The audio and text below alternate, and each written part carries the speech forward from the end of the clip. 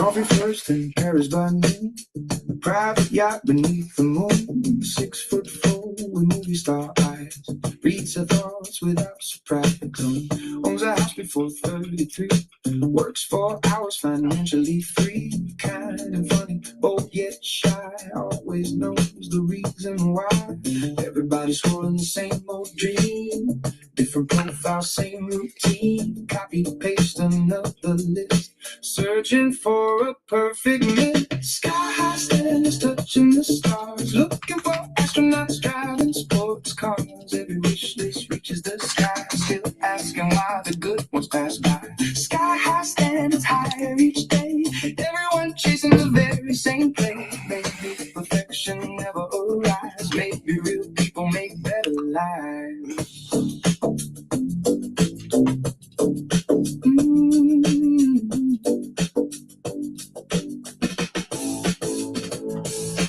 Fluent in 6 exotic tongues, writes love poems, still stays young. Master chef with millionaire pay, answers every text right away.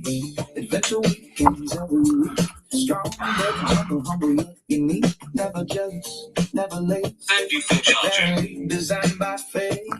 Another swipe, another clone, another prince behind the phone. Everybody starts the same. Everybody playing one game. Sky high stands touching the stars. Looking for astronauts driving sports cars. Every wish list reaches the sky. Still asking why the good ones pass by. Sky high standards higher each day.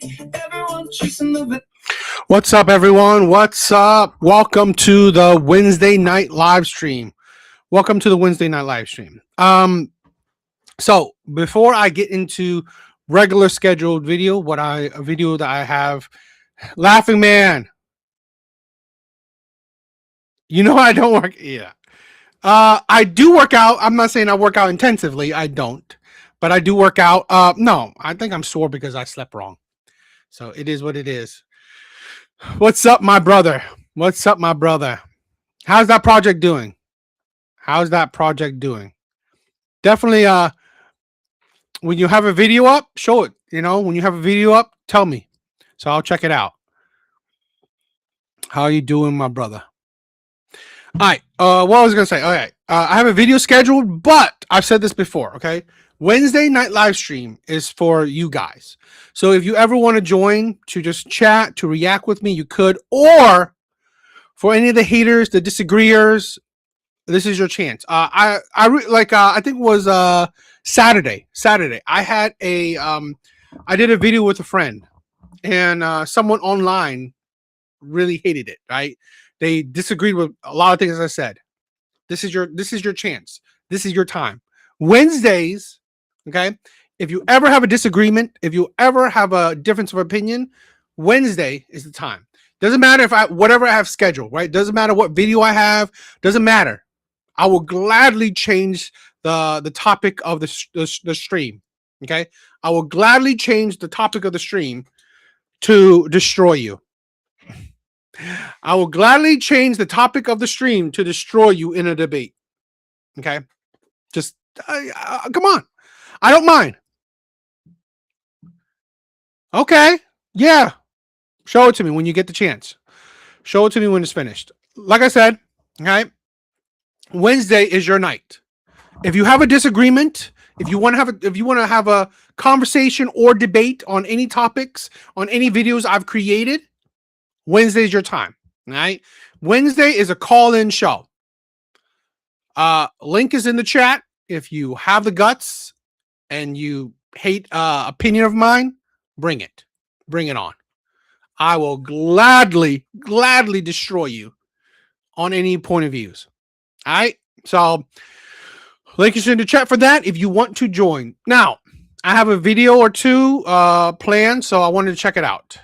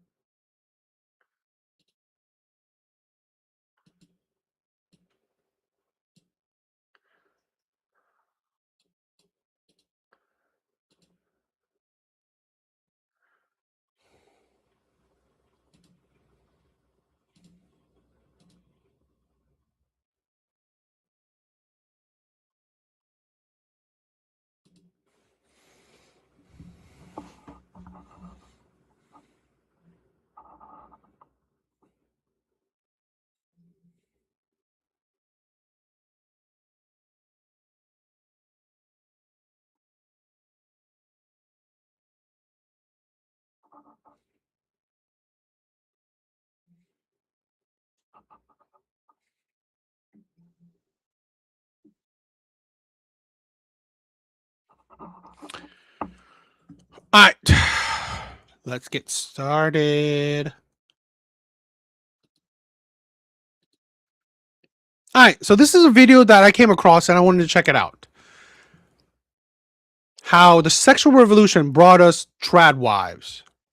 Essentially, how feminism birthed so many different, I don't know, movements. So let's check this out. Are the trad wives successful reactionary feminists? Are they Louise Perry readers who've taken the right point of view? Yes, we found their internet ideology and doubled down.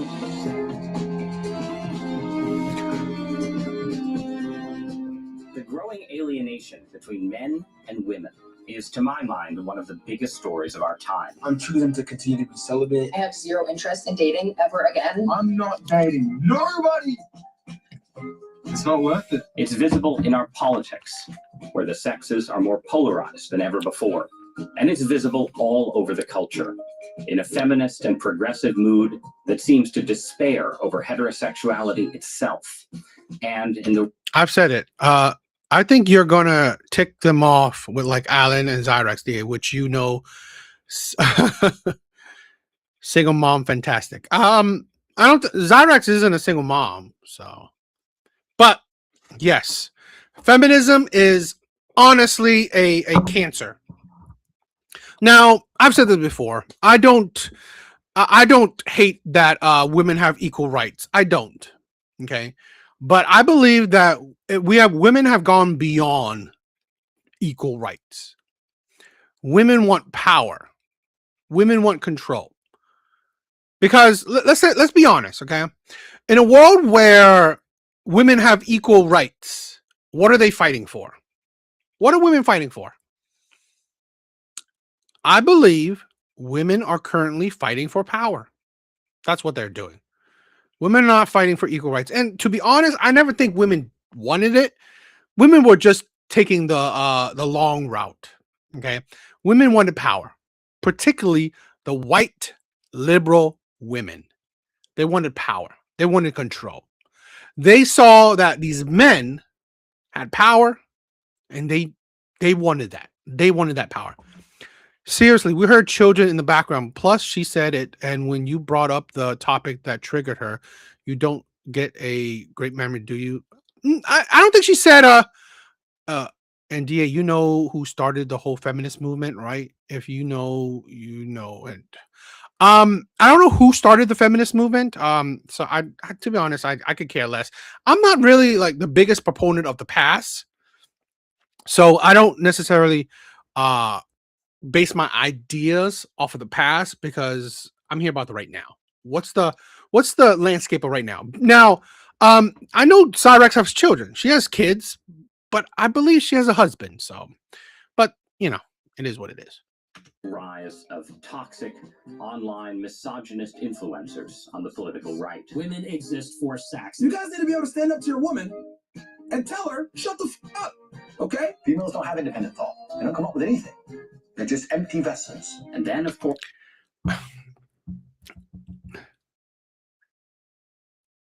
Brandon, exactly. I believe that is the thing. They want power.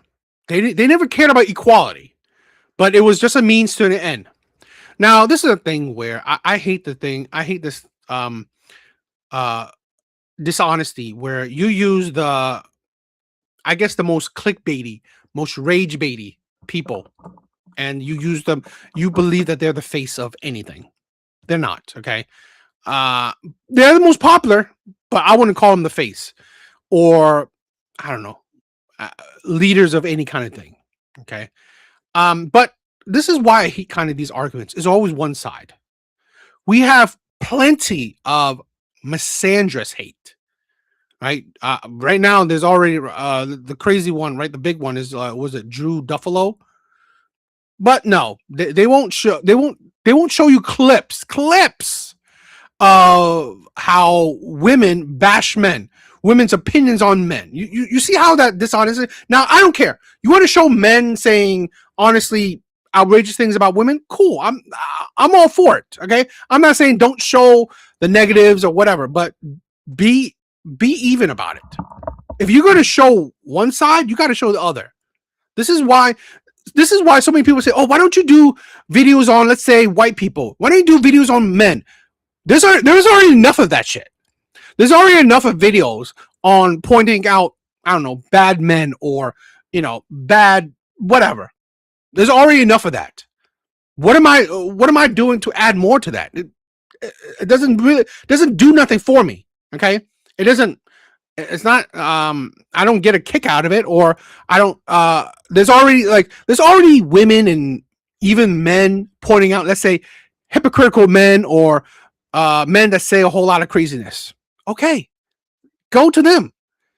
But in my opinion, there's not enough people who point out the hypocrisies and delusions and insanities of the other side, in my opinion. Of course, there's the debate about the mysterious trad wife phenomenon. I submit to my husband. Our husbands are to be the breadwinners as we are to be the bread makers. And my guest this week has some provocative ideas about where the troubles started. Louise Perry is a reactionary feminist, a columnist for the Wall Street Journal Free Expression section. White feminists worked with the KKK to attack black men. Did they? I really didn't know. I mean, I wouldn't be surprised. I do know, right? I mean, like, very tout about, right? I forgot her name. The woman who created Planned Parenthood. I've heard the stories where she pretty much made Planned Parenthood to facilitate decreasing the black community. She won, right? Literally, the black community fell for it, right? The black community pretty much, fell into her hands. The black community has the highest abortion rates. So even though this white woman created something to hinder the black community fell for it. So it is what it is. DA, remember the biggest men hater, and she got married. So yeah, that was awesome. Yeah, seriously. That's why I don't support all men. Right? Plenty of stupid, idiotic, ridiculous men out there. Okay, men that marry, date, fall in love with feminists are honestly the worst types of men. One of the book, The Case Against the Sexual Revolution. Louise Perry, welcome to Interesting Times. Hello, lovely to be here. So I'm going to ask you to start by talking about a book that you wrote several years ago now, in the misty days of the early 2020s, that was called The Case Against the Sexual Revolution. So make that case. And I should probably start by saying what I think the sexual revolution is, or was. So I think it's two things. I think it was an ideological revolution, but I think at least as importantly, it was also a material revolution because of the pill. The distinctive thing about the pill compared with other contraception is that women can control it themselves and it's invisible. So you can be walking around temporarily sterile, and in that sense, a different creature from someone who is fertile. And in some sense, it's difficult for us now to really fully imagine what it would be like to live in a world without contraception. It's like the technological basis of so much of contemporary ways of. This is the thing where this is why feminism is only for the middle class or the wealthy. Feminism is only for the middle class or the wealthy because of the technology men created. Right? The pill, it literally gave women freedoms, right? It gave women the freedoms. The AC air conditioners, right? Literally gave women the opportunity to go into the workforce, right? At least in droves and high amounts. Women were always working, okay? But now women can do these corporate jobs or want to do these corporate jobs because of, a more, a more suitable environment, more comfortable environment. So thanks to men's hard work, right, feminism can sprout. This is why you don't see feminism in third world countries or in poor nations. You don't, because they have bigger things to worry about, like survival. Right? Poor women have always worked, or have always, they weren't like more privileged than, or they weren't like less privileged than their men. Okay, their economically equal men have always had to survive the hardships, while women came along with it. Okay, so yeah, it was always for the wealthy. What is your opinion on this whole trad wife nonsense? I say it's a sleeper agent. Yeah, I think, in my opinion, in my opinion. Now, is it all? Probably not. But my problem with the trad wife thing, particularly in the West, it is very hard for women not to be feminists. Okay, and what I mean is feminist ideology is that it's counterintuitive to trad wife, right? Where you follow your man's leadership, where you don't believe that you're equal to your man, you believe you're the helper, right? You believe that. What's up, my brother? What is up? Rain, what is up, my brother? How you been? Yeah. Where you believe that, trad is stupid. It's, in my opinion, it's only stupid because it's hard to do in the West. In my opinion, most women aren't trad, right? Most women aren't traditional, and it's hard to, if you grown up during the feminist age, right? If you grown up during the feminist age, it's hard for you to escape the feminist ideology. So, in my opinion, most trad wives sometimes can be covert feminists, right? Covert feminists. So they can be fakes, right? They could be fakes. That's the problem. They might not be actual, trad wives. Life and of politics. And so the book was not a refutation of the sexual revolution. I'm a beneficiary of the sexual revolution in loads of ways. And I think that there were upsides. It's, as the title says, it's the case against. So what is the case against? What then is the critique of the New World Order? That there are... We are too modernized to even know what the version of trad they want. Here's the thing. This is why I've said this before. The majority of people, in my opinion, average people, I mean, like, this is like middle class and under, right? Middle class and under. Majority of people, the best thing you can do is 50-50. Majority of people, the best thing you can do is 50-50. I think trad wives are for the select few, as in maybe the wealthy, or let's say people who marry outside of America, outside of the West. Okay. Because again, at the end of the day, it's hard for me to believe that you found a woman with truly traditional values. Because a lot of times these women think traditional value is purely him providing. You don't have to work. You are a stay-at-home mom. That's it. That's what these women think trad wife is. That you are providing, that the man is providing, and the woman is being a stay-at-home mom. That's not all it is. Okay, you're the helpmate. You follow his leadership. He makes the decision. You follow. You will follow blindly sometimes. That's traditional. Is that he is the leader. You follow his lead. Your duty, 100%, is the home and the family. Now, if he wants to help, he will help. But your duty, your job is 100% the home and the family. I think a lot of women can't escape modern mindset. So I would say that, it's better off for you to do 50-50. You both work, you both take care of the kids, you both do domestic work. So she don't go, whatever, go crazy and like, he's taking advantage of me. He's never did it for the kids and all this shit, right? That's Bars. What is up, my brother? What is up?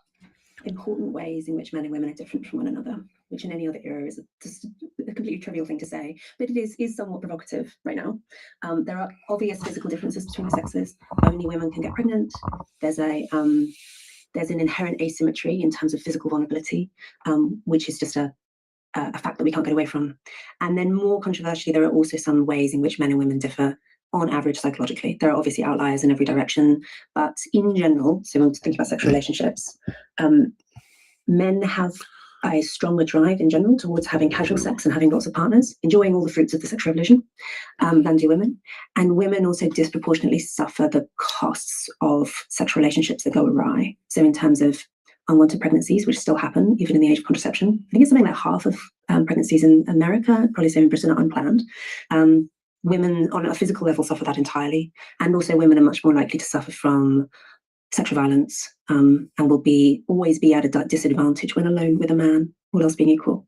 The whole sexual revolution thing, which I think, I believe, right, correct me if I'm wrong, created or pushed by women, has made women either into whores, right, 304s, or helped still help only the top tier men, right? The men that have always had that never had problems when it comes to women.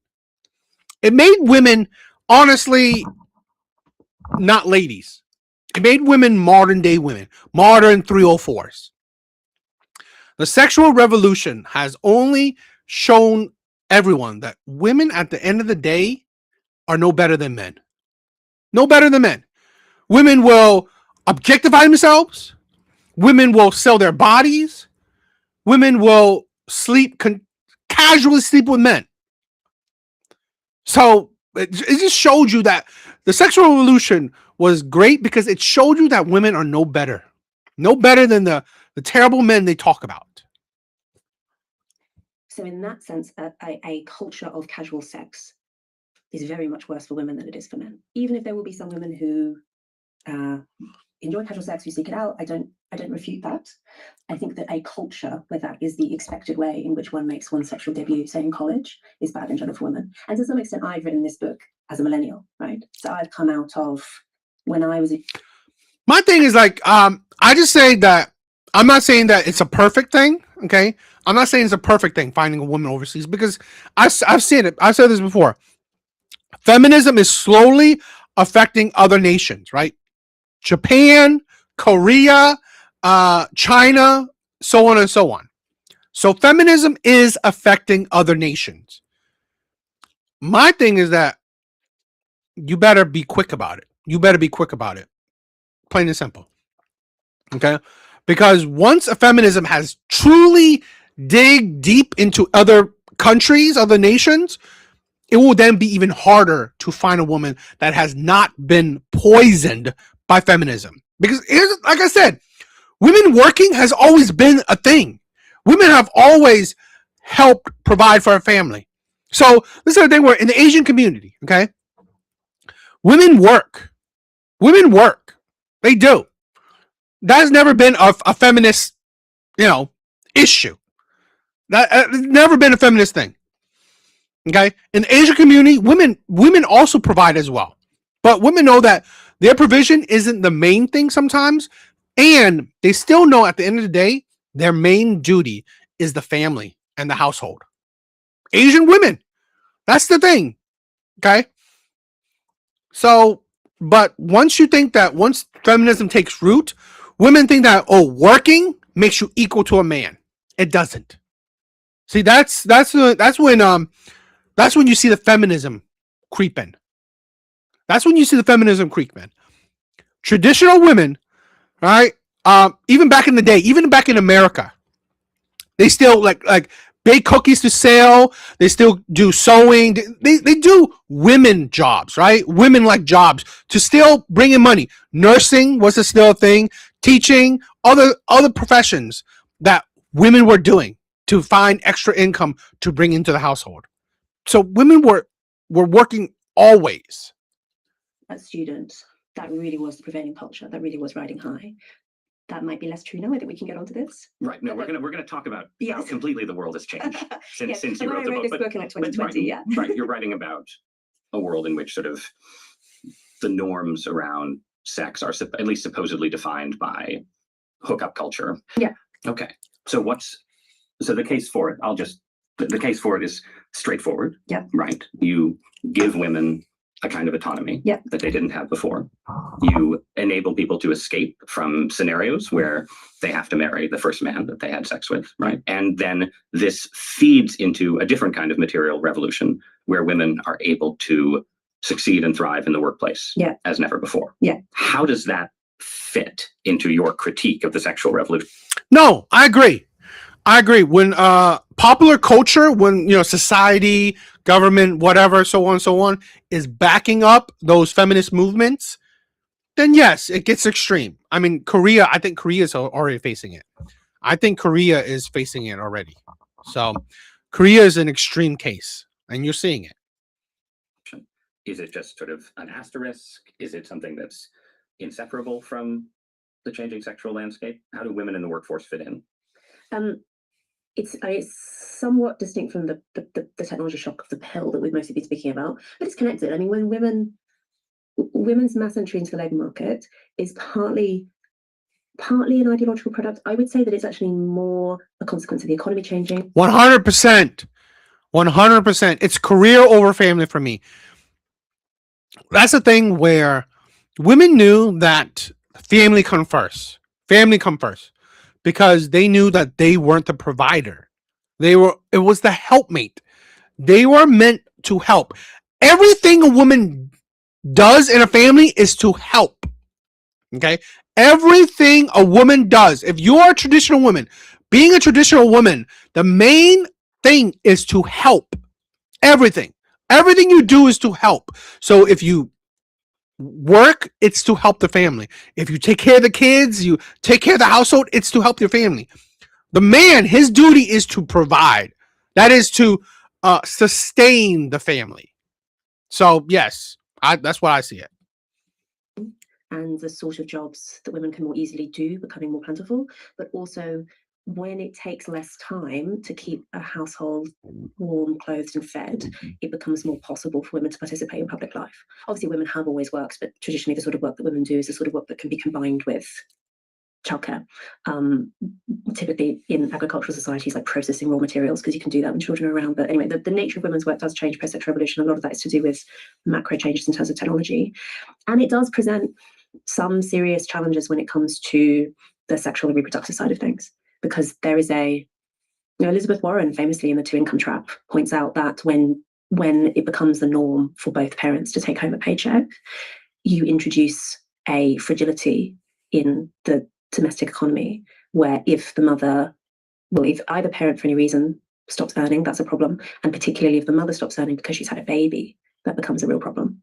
Because if the assumption is that you have two paychecks and you're competing for, say, housing against other families who also have two paychecks, then families with a single income are at a disadvantage. So there are ways in which this is a very good example, I think, of ways in which a culture which seems to offer endless choice to women in particular can, in a way, restrict choice. In terms of the history of the sexual revolution, I want to tease out how much the kind of sexual transformation of society is separable or not from that economic transformation. When I think about the history, it seems like there is a period that is sort of very distinctively male-driven. That I think people sometimes tend to underestimate this because of the sort of narrative around it that folds all good things together, right? And says we got sexual liberation and we got feminism at the same time, and it was a wonderful package deal. And in reality, if you go back to the late 50s and into the 60s and even into the early 1970s, you would say some of the dominant figures of the sexual revolution at that point are Hugh Hefner, right? Playboy and the Playboy philosophy. But then you also very quickly have a feminist reaction, I think, that picks up on at least some of the points you're offering in critique from the beginning, right? That focuses on sexual violence and rape, right? And the dangers of those things, that focuses on the vulnerability of women, the need to sort of figure out what consent actually means in these circumstances. Can you give me your sense of what is the feminist critique of the sexual revolution? And then I guess from your perspective, why does it not succeed in sort of dealing with the problems and the fallout? So yes, the feminist critique of the sexual revolution emerges almost immediately. Andrew Dworkin and Catherine McKinnon, these are some of the key figures who are from the get-go saying this isn't in women's interests. And there's the so-called sex wars of the 70s and 80s is an intra-feminist argument over exactly this. And I think that what was that argument? So Dworkin and McKinnon, among others, were highly critical of pornography in particular, and really very prescient about pornography, because of course at the time they were talking about kind of smutty magazines, which now seem to us to be quite tame. But actually, I don't think that Dworkin would have been surprised at all by what internet pornography has ended up looking like. I think that they had a better sense actually of where the cultural winds were blowing than their critics. They're also very critical of the sex industry in general and of the idea of women's role being as instruments to male sexual pleasure, but they ended up losing the argument. And it was certainly by the 90s, the sex positive vision, as it's sometimes called, was riding high. And then the emphasis was not so much on women as a class, because Dworkin and McKinnon, they're thinking really in Marxist terms about women as a class of people who are affected in these kind of material ways. The feminists who end up winning the day culturally take a more individualistic approach, see it more as a choice that women can make on a personal level to maximize their own autonomy by using whatever tools they want to, etc. Again, I think this is now somewhat consigned to history, but that was the sequence, right? And then when, say, Sex and the City comes along, those kind of right. No, by the time you get to the late 1990s and the early 2000s, this is sort of the peak of Friends as the most popular American sitcom, and then Sex and the City, and there's sort of an assumption that feminism, sex positivity, and a sort of highly individualistic vision have carried the day.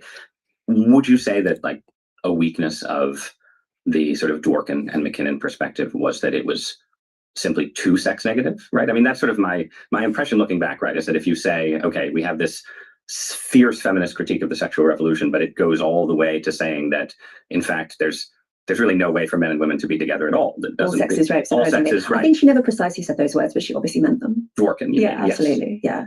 Yeah. I mean, it's interesting how post Me Too, there was a kind of resurgence of interest in Dworkin in particular, and a view from some feminists who hadn't lived through the sex wars that maybe they had it right all along. I have a lot of respect for Andrew Dworkin in particular, mostly because she was an extremely good writer. I think that often gets forgotten about her.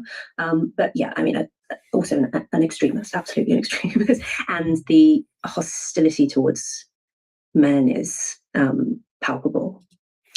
Oh, those TikTok. I got them off of the TikTok shop. So yeah, TikTok.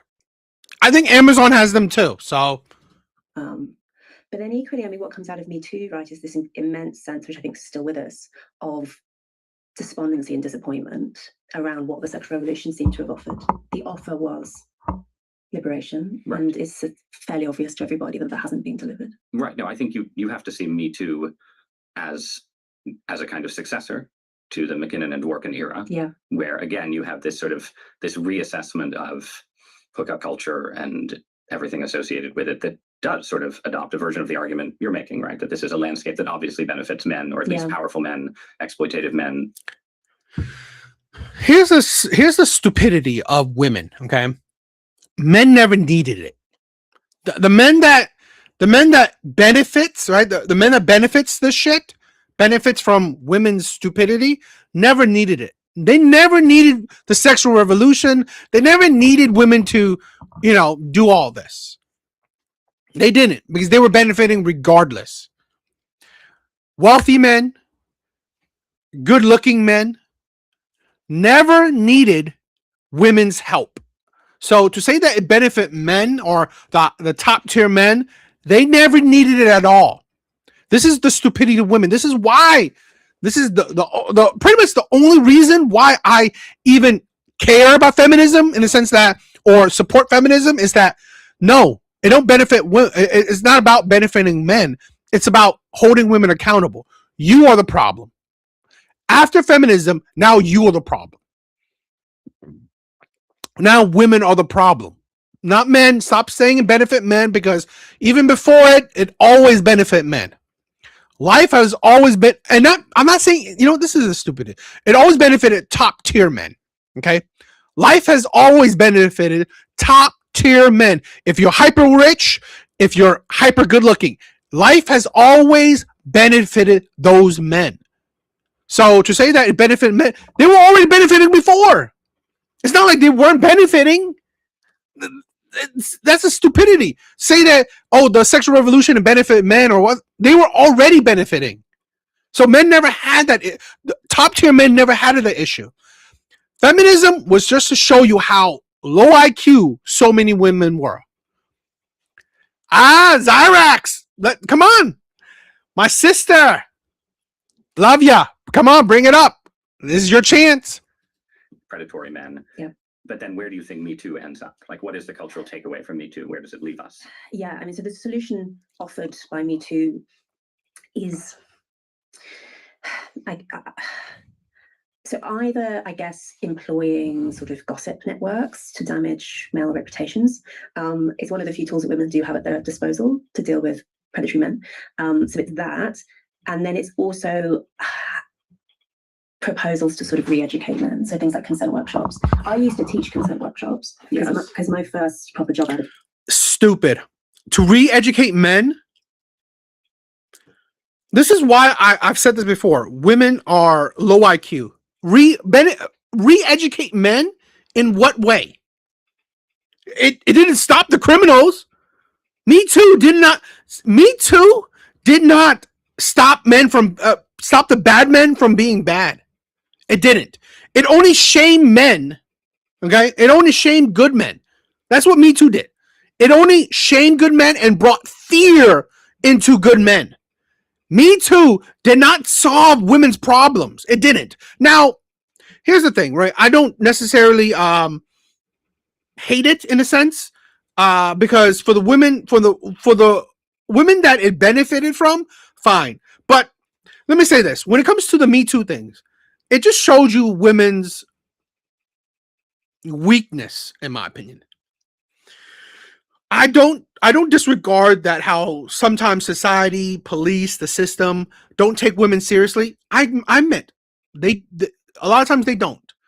But it shows you me a lot of times, in a lot of these cases, right, where women don't say anything. They don't say anything to nobody when something bad happens to them. Then 10 or 20 years later, they say something. I just find that honestly idiotic. I really do. And I'm not saying that I don't understand the part where, women do bring things up to, let's say, police, and they aren't taken seriously. I get that. But I don't know. I think sometimes that it helps nobody. It helps nobody, not even the women, where they don't make it an issue when it should be an issue. I don't understand why when things happen, it's like during Me Too, women can get together and try to create change, but did they? I don't understand why Me Too didn't come together. RPM, what is up? What is up? Come together and try to change the legal system in a sense. I don't. University was working for a rape crisis centre, and one of my jobs was to go into schools and teach consent workshops. So I'm not completely opposed to consent workshops. What was it like to teach consent workshops? So consent workshops, I think, do something different from what people think that they do. So I think that the purpose of a consent workshop is actually to, typically taught in schools or universities, is to tell students what the law is, to protect the institution, that we've made it clear what's acceptable, and also to tell victims where they can go for help. What consent workshops don't do is like reprogram young men, which is, I think, a typical feminist response to say, no, we should teach men not. Zyrax, I think you don't know what he meant. He's calling you a single mother. And you're saying loud and proud.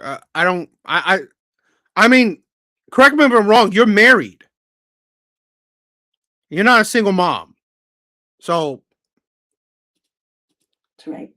I don't think that is the primary driver of sexual violence. Ideological. I don't think that, and this is one way in which I differ from a lot of feminist thinking. I don't think that rape or rape culture is an ideological product. I think it's a biological thing, primarily, which we can respond to in all sorts of societal ways. I mean, if we're concerned about ideological, I mean, this is one criticism that I have of the more individualistic feminist position, which is that if you think that rape is a product of propaganda, shall we say, consent workshops are no match for pornography.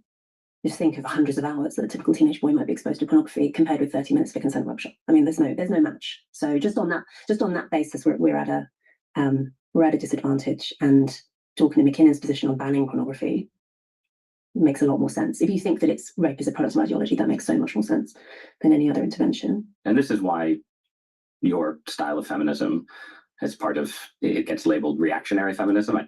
I'm not out for you. I don't know what you mean. I mean, is it true? I thought you were. I thought you had a husband. I mean, if it's true, then okay. I have a different way of thinking about you. If it's true, I have a different way of thinking about you, and I would debate you a little bit differently. I viewed you a bit differently because you're a married woman, or I thought you were a married woman. But if you're not, well, girl, if you're not a married woman, I will go about you drastically different. No, that's a term that you're It's partly a joke. it's partly a joke, but like all I'm sorry. I'm very, very against single mothers. In the sense that I think single mothers is a detriment to society in general. I'm not saying all single mothers are terrible. That's not what I'm saying. I'm saying single mother concept, or just in general, has been a net negative to society. That's what I think. Single mothers has been a net negative to society.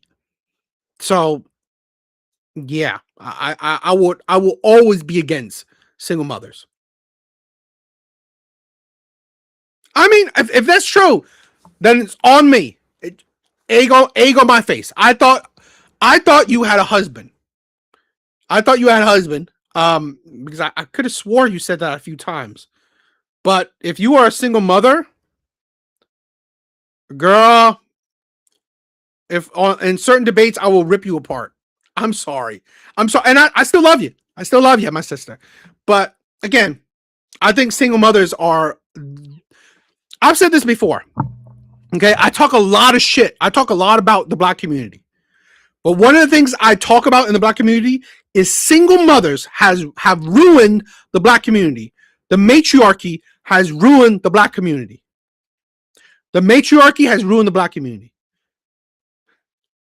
The Black community is made up of single mothers, and it has destroyed the Black community. This is why the Asian community do not like, all right? They do not promote, they do not advertise single mothers. They don't.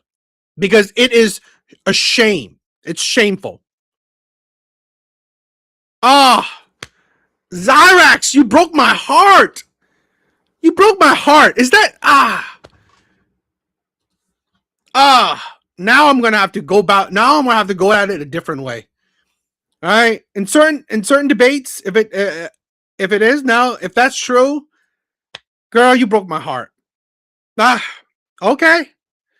I'm gonna have to think about you differently. And I'm gonna have to rip you apart. things, all labels begin as jokes and become sort of realities to some degree. But that's a term that's, I think, most as I would describe it, seems to emerge after sexual revolution, and it didn't lead to a stable system, right? It just ended up leading to more alienation between the sexes. They also emerged, particularly in another thing, right? Another thing I hate about feminism is that feminism is what came about to try to take away the stigma, the shame on single mothers. This is why feminism has poisoned the Black community. For the longest time, having kids out of wedlock, being a single mother has been a huge shame. Has been a huge shame on society, on any culture that has single mothers. It has been shameful. Thanks to feminism, it has slowly but surely take away that shame, take away that stigma. And I think that's idiotic. I really do. I think that's not a positive thing at all. It should always be a shame to be a single mother. Always. And again, I'm not saying that all single mothers are terrible. I'm not condemning all single mothers. I'm not condemning women in all situations. There are plenty of situations where, you're with a man, a terrible, terrible man. Now, in reality, you pick that man. Okay, you pick that man, so that's also your fault. But still, I could understand abusive men that cheat, infidelity. I get it. The UK in debates around Laughing man, you are right. I you know what? I stand corrected. He was the whole time, right at the beginning. He was telling me that, he was telling me it, and you know what? I was defending her because I could have swore she said she had a husband. I could have swore it, but you know what? I admit I'm old, and and sometimes maybe I don't hear right. So I admit I was wrong. I admit I was wrong. I gave her too much credit than I should have. I wouldn't necessarily blame feminism on single mothers, but the welfare state expanding under Lyndon B. Johnson. Here's the thing. Okay, here's the thing. In my opinion, I think feminism facilitated it. I think feminism facilitated it, in my opinion. Okay, when women were gaining more rights, I think that facilitated it. Feminism is a framework, which is a moving policy. I can see that. gender issues, right? Where the reactionary feminists sometimes are people who were radical feminists, right? Who were sort of. Then you should have? What do you mean? What the heck? I don't know what you mean. Then you should have? I don't. Oh, I mean, I gave you too much credit than I should have? Yeah. I thought you were a wife. So, yeah, I gave you too much credit than I should have. I'm not saying that you're a fun person to talk to, but I can understand more. I understand more of your point of views if you are a single mother. Insisting on biological differences between the sexes that then they feel get effaced by the push for transgender rights. But that's my description. What's your description of your own perspective? Reactionary feminism certainly is it starts from the assumption of crucial biological difference. And it thinks that many forms of feminism have underplayed how important that is. Yes. An expression that Mary likes to use is men and women have to find a way of getting along. But that is not necessarily a given, right? In other styles of feminist thought. I've often been accused of being anti-men in my book because I say things boldly like sexual violence is overwhelmingly committed by men and sexual violence is a product of male sexual desire and all this kind of stuff. It's a lot of people take that as an indictment of men. I don't. I just think it's a fact. But it's paired, obviously. Something can be a fact and an indictment. I suppose so. But I suppose I forgive men for this because I think it's also true that there are all sorts of virtues that are found in men and are maybe found more often in men than they are in women. And such as? I mean, the challenge of youthful male energy is that this period of maximum danger in terms of violence and aggression is also typically the period of maximum energy, and the risk tolerance that men have, which leads them to do violent things, is often also the same risk tolerance that allows them to be inventive and adventurous and all of these great things, And I say this as a mother of two boys, I think that you want them to have high risk tolerance. Yes. And in some sense, every society has to try and solve this problem. What do we do about this energy that we find in young men? How do we channel it? Because if you don't channel it in a good direction, it's very destructive. And so, sometimes I think women are bored. Right? Sometimes I think women are bored because I believe feminism is essentially women trying to reinvent the wheel. That's what I think. So you hear what she said, right? Channel the energy of boys. This is the problem with so many women, where this is something that a lot of feminists like to use, right? Majority of violence is committed by men. This is something that feminism love to use, and she kind of used it, right? I think she said, what is it? The majority of sexual violence or whatever is committed by men. Here's the stupidity in that mindset. Let me say it again. This is what feminists love to say. Majority of violent crime is committed by men.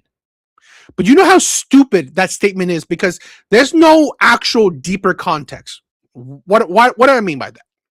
So when you dig in deeper into that, correct. Majority of violent crime is committed by men. But the deeper context or the deeper narrative that you got to dig in deeper for is majority of men do not commit violent crimes.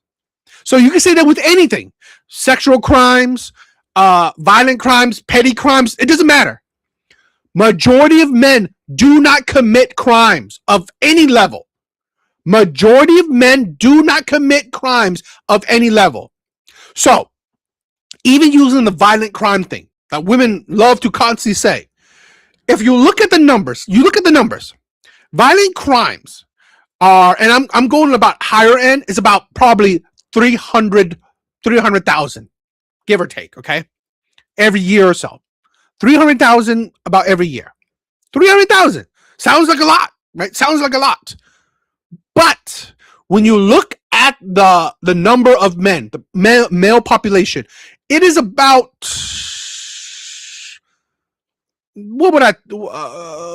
maybe about 170 million, 160 million. So about 300,000. I can even up it. 400,000 violent crimes, okay? Compared to about 160 million men. Guess what that equals? Less than 1%. Less than 1%. So, as much as this men commit violent crimes thing, when you actually put it into context, only about 1% of men, less than 1% of men commit violent crimes. So, when you talk about men committing violent crimes, you're only talking about 1% of men? Bitch, are you stupid? How can you compare, use 1% of men to quantify majority of men? When you say men, you better mean majority. When I say women, I at least mean 51%. All right? When I say women, I at least mean 51%. I mean, it's true. Majority of women, right? Majority of divorces are filed by women. That is about 60 to 7%. That's majority. Right? So when I say women, I at least believe it's either backed by facts that it is majority, at least 51%, or I believe it's 51%. I believe at that.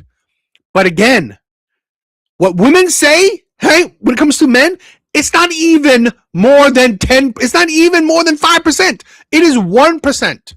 So when you say, oh, majority of violence is committed by men, guess what? That's only 1% of men. So really, your whole men do this, men do that, you don't even know how many. The point in mentioning that fact, DA, is to show who's more violent. It's comparative. How is it comparative? 1%. 1% of anything is not compared to nothing. Okay? You want to compare it to women. Who's comparing it to women? I mean, it's like you're comparing 1% to what? Less than 0.0%? It's not even worth comparing. That's disingenuous. That's disingenuous. You're using 1% to compare to women. You know it's already disingenuous statistics. You're using 1% of men. To prove what? That men are more violent? No, men are not more violent. Right? Men are not more violent. Okay? 1%. That's why it's like you can't say men are more violent. No. You can't, because the numbers don't back it up. Men are not more violent, because you can't say 1% is equal to nothing. 1% does not quantify anything. 1% does not represent men.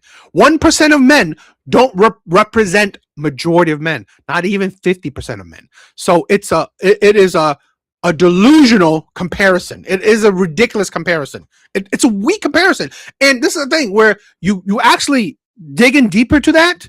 That's what women do. Women it's essentially a straw man argument. Women need to create that narrative to help prove whatever point they have. It's men inflicting violence. See, this again. It's men inflicting violence versus women inflicting violence.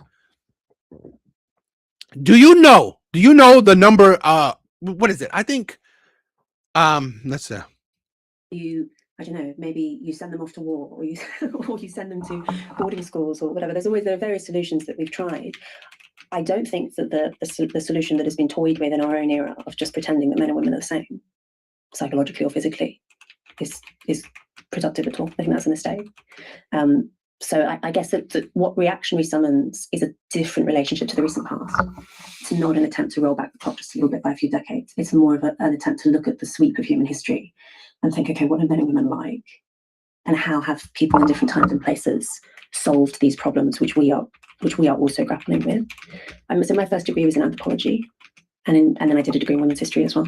And I think that my anthropological training has probably done more even than working in Mid Crisis to sort of shape my view of the contemporary moment, because I think there are so many ways in which our culture is so strange. Oh, Brandon, I love that. I talk about this a lot. How, I mean, if you see my videos, if you ever see my videos, I talk about this a lot. How women, right, can point men like guns at other men. So women are secretly, right, they can be secretly violent because they use men against other men. In terms of the long sweep of human history, so strange, and we think such odd things and have a tendency to assume that we are somehow outside of history or somehow completely unlike men and women of the past, and that we don't need to solve the problems that they did using the tools that they had. And hey, we have the pill, so to some extent, we're not completely wrong about that. There are some ways in which we are outside of history and we have very different tools at our disposal. Right, we're in a different technological moment along several dimensions, right? I want to get to the question of the effects of the digital revolution on relations between men and women. But before I get there, I just want to consider why a non-reactionary feminist might look at your argument or your critique and have some strong doubts, right? And so I think one obvious thing that... Yo, Omni, what is up, my brother? What is up? They might say is, okay, look, yes, we have not exactly figured out an ideal way for men and women to get along under feminist conditions. Fair enough. Was the way that men and women got along in, Victorian London or, Georgian London or any prior period in this metropolis of history, was that some ideal model? No, every era has a non-ideal model because life is non-ideal. And in this particular era, women have received jobs, legal rights, all kinds of forms of independence. And this is the crucial point, they are choosing that, right? Women are more politically liberal or more politically progressive in both the United States and in the UK. They've become still more politically liberal in the last few years, and we'll get to that in a moment. But generally, they are, they are free actors in a free society making free choices. And a case against the sexual revolution that starts with the idea that it has been bad for women isn't. Thank you for the love. Thank you for the love, my brother. That accusing women of false consciousness to some degree, of not understanding their own interests? So two things I'd say to that. One is I think that what's sometimes called heteropessimism, this buzzy word, is an indictment of the sexual revolution. What is heteropessimism? So heteropessimism is a word sometimes used to describe particularly women's feeling of antagonism and disappointment towards heterosexual relationships with men, and the feeling of just wanting to opt out, which is often, a product of being burned by hookup culture. And I think that a lot of this is downstream of lack of friendships with the opposite sex. I think also feeds into women not necessarily having had any positive close relationships with men until they are inducted into a sexual culture which assumes that the default initial relationship will be casual. I think that is a lot of what explains heteropessimism. That if your only experience of men is within a culture which does favour their interests, I just mean specifically the sexual culture favours their interests, it's not surprising that women are feeling negative. And it's not difficult to find women raging against a culture of casual sex. But then also, women perpetuate it. And they say that it's men's interest. It's only a select few. I think correct me if I'm wrong. I think data shows that men overwhelmingly want marriage compared to women. Well, maybe not overwhelmingly, but more men want marriage compared to women. So I take that, I try to correlate it that there are more men that want serious relationship comparative to women. The problem isn't that, okay, men want casual sex. No, the problem is that women are attracted to the men that want casual sex. This is why I've said it. The sexual revolution never benefited. I mean, it wasn't about benefiting men, because top tier men have always benefited from top tier men never had problems when it came to women. Women have always wanted the higher tier men. Always. Throughout history, women have always wanted the higher tier men. It's either good looking, social status, wealth. Women have always wanted these types of men. So it doesn't mean that, oh, the sexual revolution happened and, oh, men were benefiting. No, these types of men were always benefiting. The sexual revolution only made the men that barely benefit or never benefit even worse. so people are still falling in love and getting married, right? Yeah. And they are getting married and falling in love less often than they did 40 or 50 years ago. But the marriages that are made have tended now to be a bit more durable. The divorce rate is down somewhat, right? So you have kind of people who do get married are selecting into marriages that are, reasonably long lasting, are more egalitarian, right? Men do more housework and spend more time taking care of children and so on. And again, there are the compensations of professional success and independence, right? I mean, how do you wait for those? Like maybe the price of professional success and education is just a little more heteropessimism. And maybe some people will just opt out. Right. And they're allowed to. Yes. That's fine. And clearly there are people who are, despite all of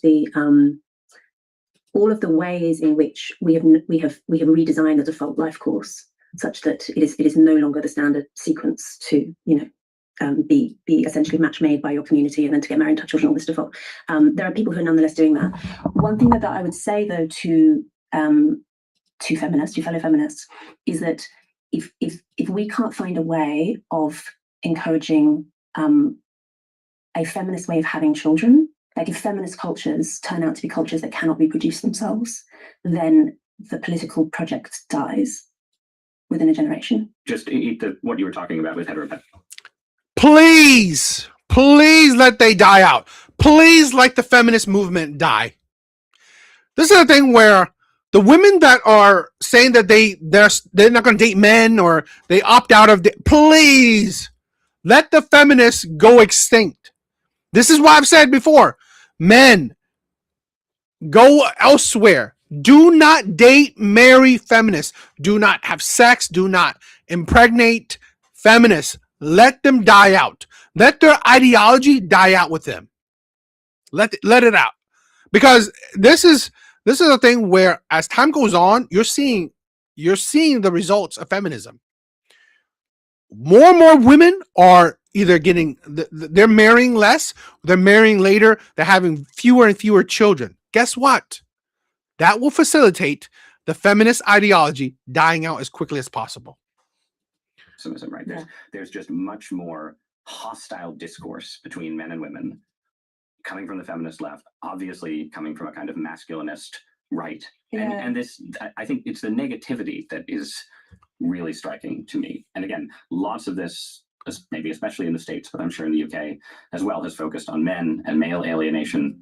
But there was a really good essay in the New Statesman, the sort of left of center, right, British publication, about female alienation, that sort of women are moving left out of a kind of profound cultural alienation, deep pessimism about the whole social structure, like sort of hostility to capitalism and hostility to young men seem to go together. And then you have obviously something. You hate capitalism? You hate young men?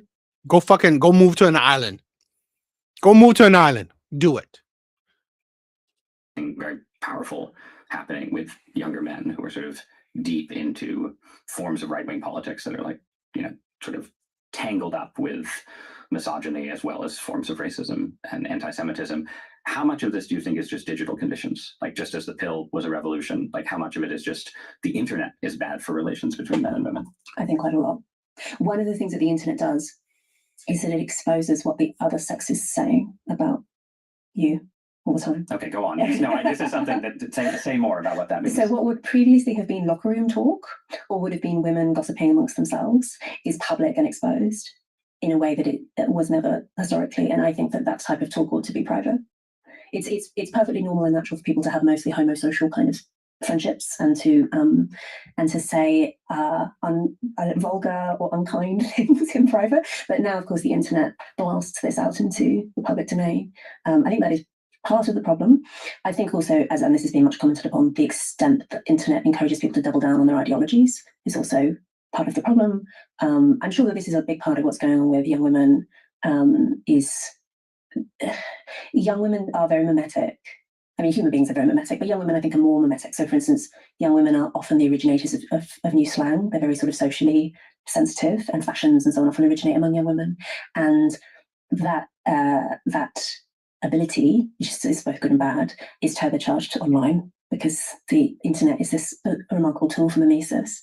Hence why I think you see actually greater political radicalization among young women than among young men. Obviously, the young male political radicalization is more commented upon because young men are more dangerous. Probably the main reason that we're more worried about violence that they might commit.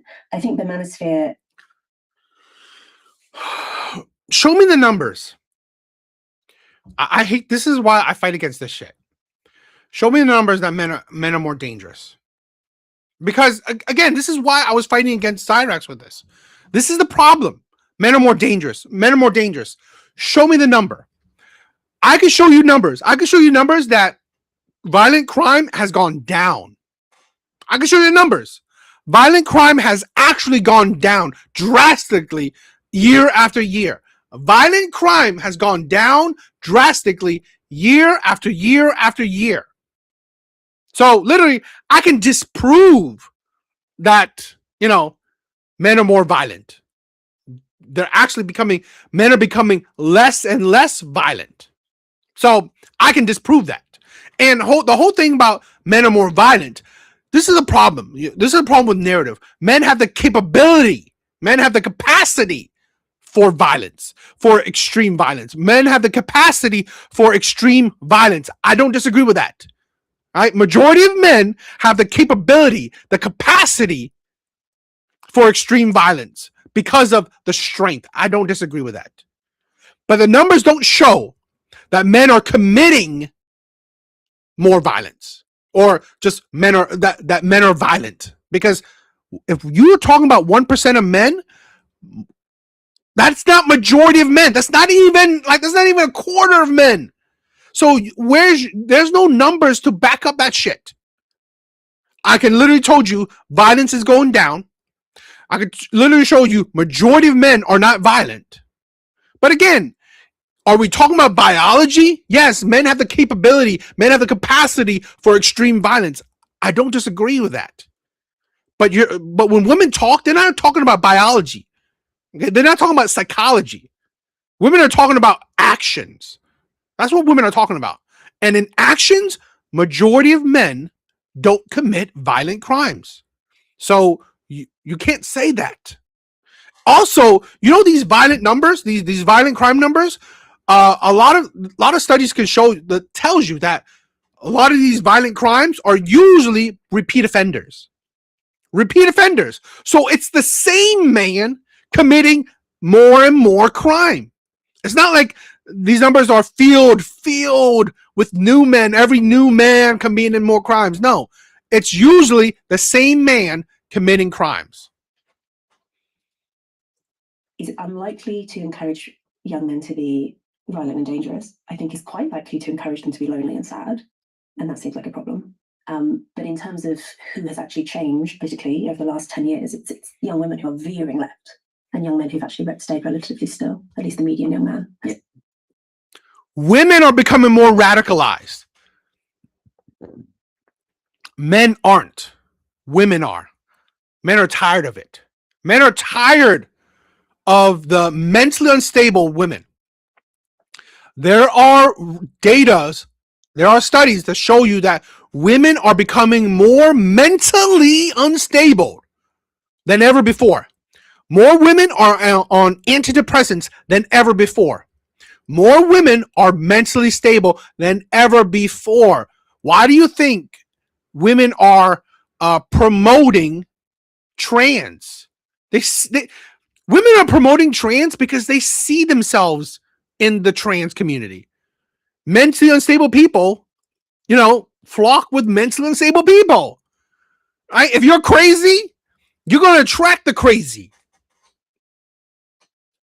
No, I've seen that. Yeah, you can see that in polls. That there's I think you'll get a slight rightward tilt for young men, and you do have some polling that will say, sort of ask sort of feminist coded questions about like, what are your expectations for your wife, and are working women good for society, and so on. I think in some of those you do see also some rightward movement among Zoomer men. Yeah. But if you're just asking about sort of general questions of political affiliation, it's a very stark divergence among young women relative to men. And this is very bad for relationships. It does seem as though men and women de-radicalize each other through exposure, through positive internet exposure, and that's exactly what's not happening.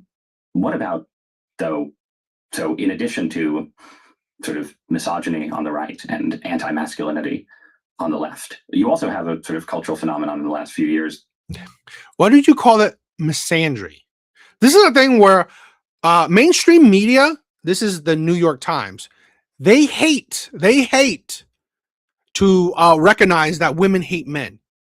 Anti-misogyny, it's like, fuck it. So even their opposition to the other side, it's just about men, right? It's just, oh, you hate the worst of men. That's the thing, right? Anti-misogyny. Instead of saying misandry, this is why it's a bunch of BS. Okay, this is why there's content like this on the internet, right? This is why there's content like this on the internet, to show you that stop with that BS. Women aren't hating men because of misogyny. Women are just hating men. Women are just hating men. Because I can tell you, show me the numbers. Show me the numbers of men hating women. Show me the numbers. You're not gonna be able to show me numbers. Okay, you're not. Because I can show you even the violent crimes against women. That will disprove your argument. To say men hate women. That is itself sort of reactionary, right? Which is the trad wife, right? Are the trad wives successful reactionary feminists? Are they Louise Perry readers who've taken the right point of view? Who've doubled down on who found their internet ideology and doubled down. I mean, trad wives are an internet phenomenon, obviously. Yes. What do you make of them? I literally just did a video of this. A TikTok video. It's disgusting. It really is. I just did a video of a white judge, a white female judge, letting out a 22-time felon, right? A criminal. Oh, and only 17 days later, after she let him out, he tried to R-word a woman. That's feminism for you. That's feminism for you. Sympathy with, I think that trad wives are angry and sad for the same reasons that progressive feminists are angry and sad, but they have a different set of solutions which they think will solve it. Everybody churned butter. You churn the butter. Everybody notices that not only are relations between the sexes mutually embittered, but also there are certain ways in which women's lot is just quite tragic. There are ways in which, say, the nature of the female reproductive system is that it causes a lot of suffering often. In a way that just isn't true for men because we have more complex reproductive systems. I swear to God. And this is a thing where I don't discount when it comes to the reproductive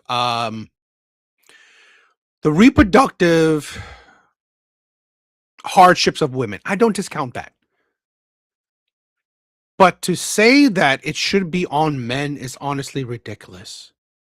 To say that it's a reason to fight against men is ridiculous. In my opinion, Men have created society. This might be controversial.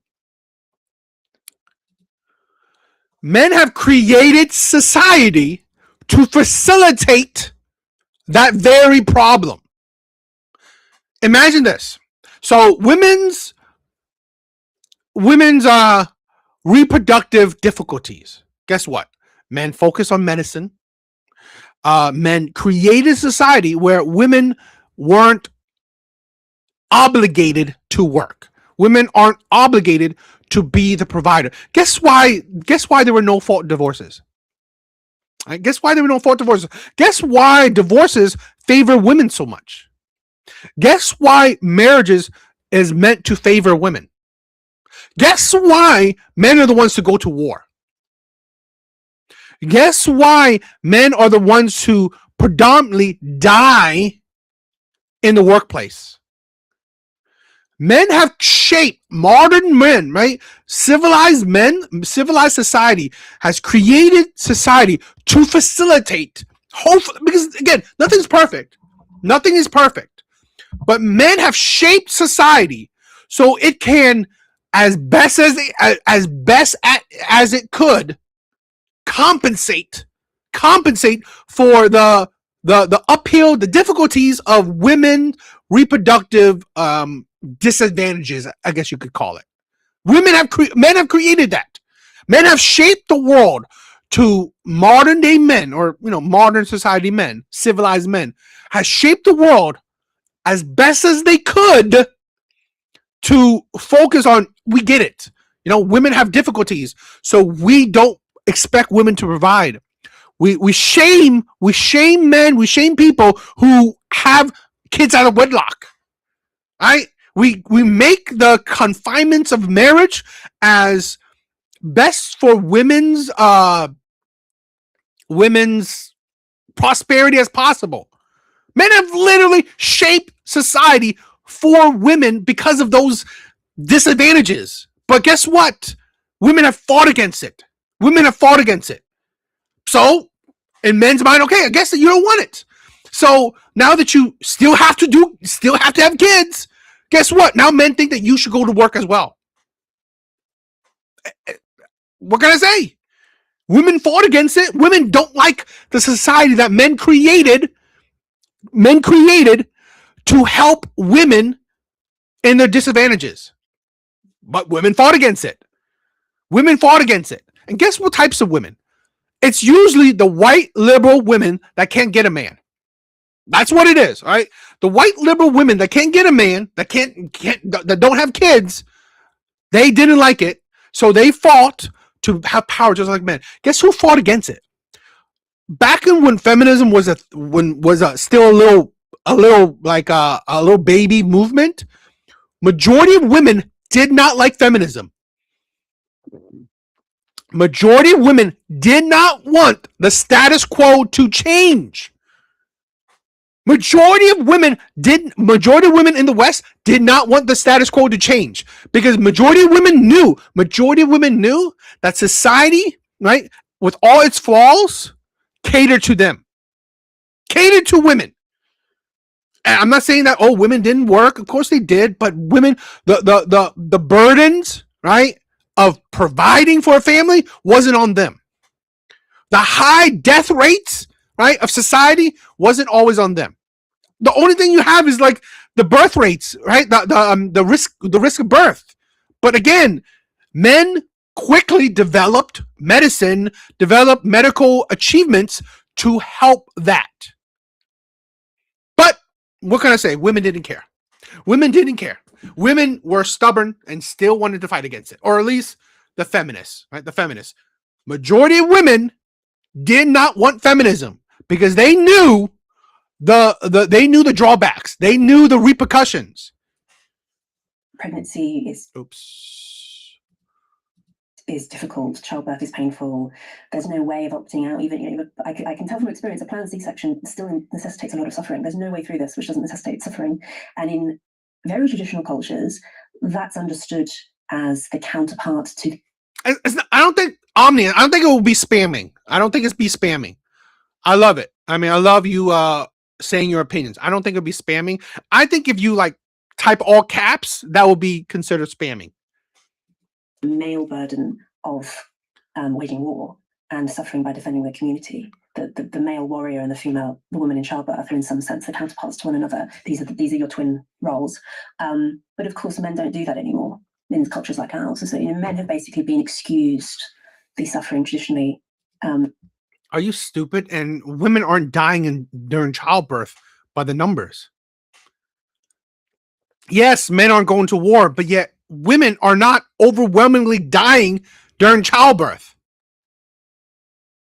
I just kind of find it ridiculous. Medicine has made childbirth as easy. I'm not saying it's easy. I'm not saying it's easy. But again, men have made childbirth as hopefully as easy as it could be. It's not like it's going to magically just, teleport a baby out of you. But to say that, oh, because men aren't dying, but yet women still have to give birth. Yeah, but women aren't dying during childbirth. I'm sorry that you got to go through the process. But this is the thing. Women going through the process of being pregnant, that's also part of the bonding experience with a mother. I mean, okay, this is you see this argument this woman is this feminist is touting out. Guess what's happening? Men are now creating incubators. Men are now devising ways to house a baby without women. So look, you see the insanity? So men are trying to solve your problem, right? You wanted to complain, it's like, women still have to get pregnant. Okay. I bet. Men will change that shit too. And probably in the next 50 years, you won't even see a woman pregnant. In the next probably 50 to 100 years, you probably won't even see a woman getting pregnant. It will probably be an incubator. It will probably be in a test tube. Women don't want it, right? Women, let's even decrease women's roles even more. It's like, I agree. Women simply don't like child. It's like, are you kidding me? Like, the pregnancy process is literally one of the biggest bonding experience women can have, yet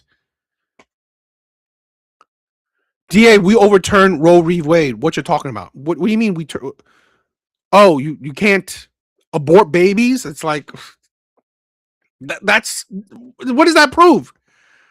Overturning Roe v. Wade, yes, now you can't abort babies like so easily.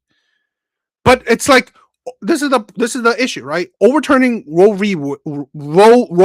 Wade is so the states decide, the states that you live in, that's decide. It's not saying that, women can't abort children. No, it's to now give the states the power to do it. The state that you choose to live in. You can easily choose to go to any Democrat states. So we are just incubators. Well, that's what women think. It's like, here's a woman that's talking about, men don't go to war anymore, but women still give children. What do you want? It's like, are you kidding me? Women are drastically, childbirth is not as dangerous as women are trying to tout out. It's not. Plus, what do you want men to do about that? That is literally biology. That's literally nature. So it's like, and it's ridiculous. Do you not want that? It's like men's duty.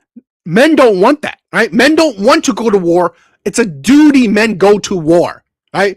To serve, protect the nation and the people. Pregnancy, women choose it. So you make it seem like, it's like men don't go to war anymore. Women still get pregnant. Who forces you? No one's forcing you to go to get pregnant. And literally, pregnancy is it's a bonding experience for a mother and child. So what's your gripe? What's the point? That they were burned with. And also men do less of a strange feature of the modern economy is that the jobs that men used to do, including around the home, are quite easy to automate.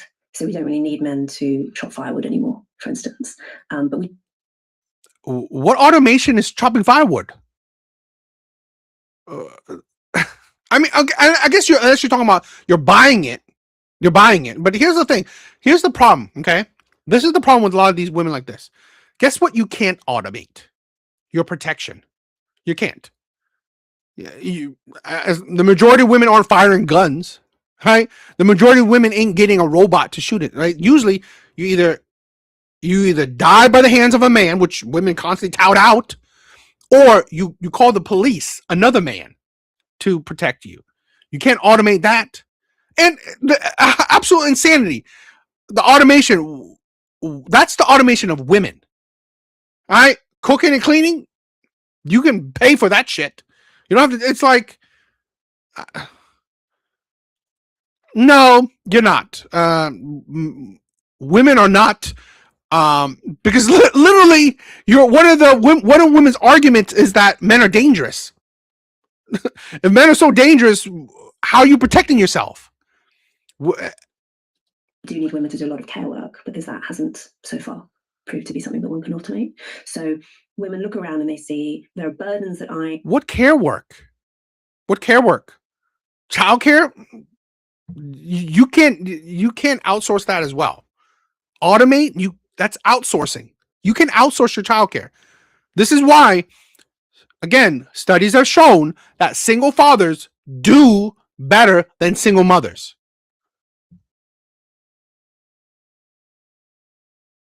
And I mean, yeah, men have no say in conceiving kids. Tasks I'm presented with, which seem unfair to me, and rather than blame God, which would be one option, there's a desire to blame Or Adam and Eve. Yeah, unfair. Biology is unfair to her. Bitch, are you stupid? Biology is this is the problem with feminism, right? This is the problem with feminism. The deep roots of feminism is things have to be fair. Bitch, you're stupid. I'm sorry. I'm being mean, but this is the problem with feminists. It is the ideology that the world has to be fair. That is absolutely asinine. I'm sorry. It is asinine. This is why I say feminism is the promotion of victimhood. The world isn't fair. Oh my God. It isn't fair. I hate it. The world is so not fair. Are you stupid? Whoever said the world should be fair? Whoever said that? It's like we can already agree. We can already agree where if men are stronger than women, that already proves that the world was never built on fairness. Nature has never been built on fairness. The concept of fairness, in my opinion, is a feminist ideology. The concept of fairness is a feminist ideology. That is so delusional. This is why the best thing that human could do, right? The best thing humans have done is equal of opportunity. But here's also the problem with women. They want equal of results. That's what women want. Women want equal results. Modern society has given people equal opportunity. The problem is that women and the victimhood mindset, they want equal results. That is the insanity. That is the insanity. That is the delusion. That is that you need to touch fucking grass. that's right. Again, the Christians trad thought about option. Yes, right. But for many people, they think maybe this is a product of politics. Maybe this is patriarchy or whatever. And, this is also just like Omni said. This is why I do love feminism. Because today you can be a sterile woman. You can be a woman with no kids ever. You could be a woman that will never have a kid. No one forcing a kid onto you. No one forces anything that you don't want to do. This is why I love feminism, right? Why, I'm glad that feminism did happen. Because at the very least, feminism is an accountability tool or accountability measure. Nobody forces a woman legally to have a kid she doesn't want. So you saying unfairness, bitch, you chose it. How is it more fair than you chose it? No one forced a child onto you. No one forced a child onto you. So you chose it. You chose having a kid. That's pretty fair. And there's an attempt to try and solve the problem. And I think tradwise, in a sense, they're doing that, right? Like, say, the position on childbirth, a popular view among people in the kind of tradwife online space is, which of course is very trad because it's deeply online. So there's a inherent contradiction there. But yes, we're performing everywhere. Yeah, right. Is that the reason that childbirth is painful and dangerous and difficult is because of modernity has ruined it. In some sense, the hospitals are the problem. That the sort of again, this is dishonest, right? This is dishonest, right? What she just said. Let's just... modernity has ruined it. And so the reason that childbirth is painful and dangerous and difficult is because of painful, dangerous, and difficult. Here's the thing. Thanks to men have made it as easy as possible. I'm not saying it's easy as possible, as least painful as possible. Insanely low death rates. Okay, very low death rates. I think under 100, right? Under 100, I believe. Correct me if I'm wrong. Also, here's the thing. This is why I'm trying to think about it. I just forgot. I don't know why. I just forgot it. I forgot what I wanted to say. Modernity has ruined it. In some sense, the hospitals are the problem. That the sort of male-dominated. I actually wrote my thesis on this. That male-dominated obstetrics has wrested it from the traditional control of women, and this is why it's bad.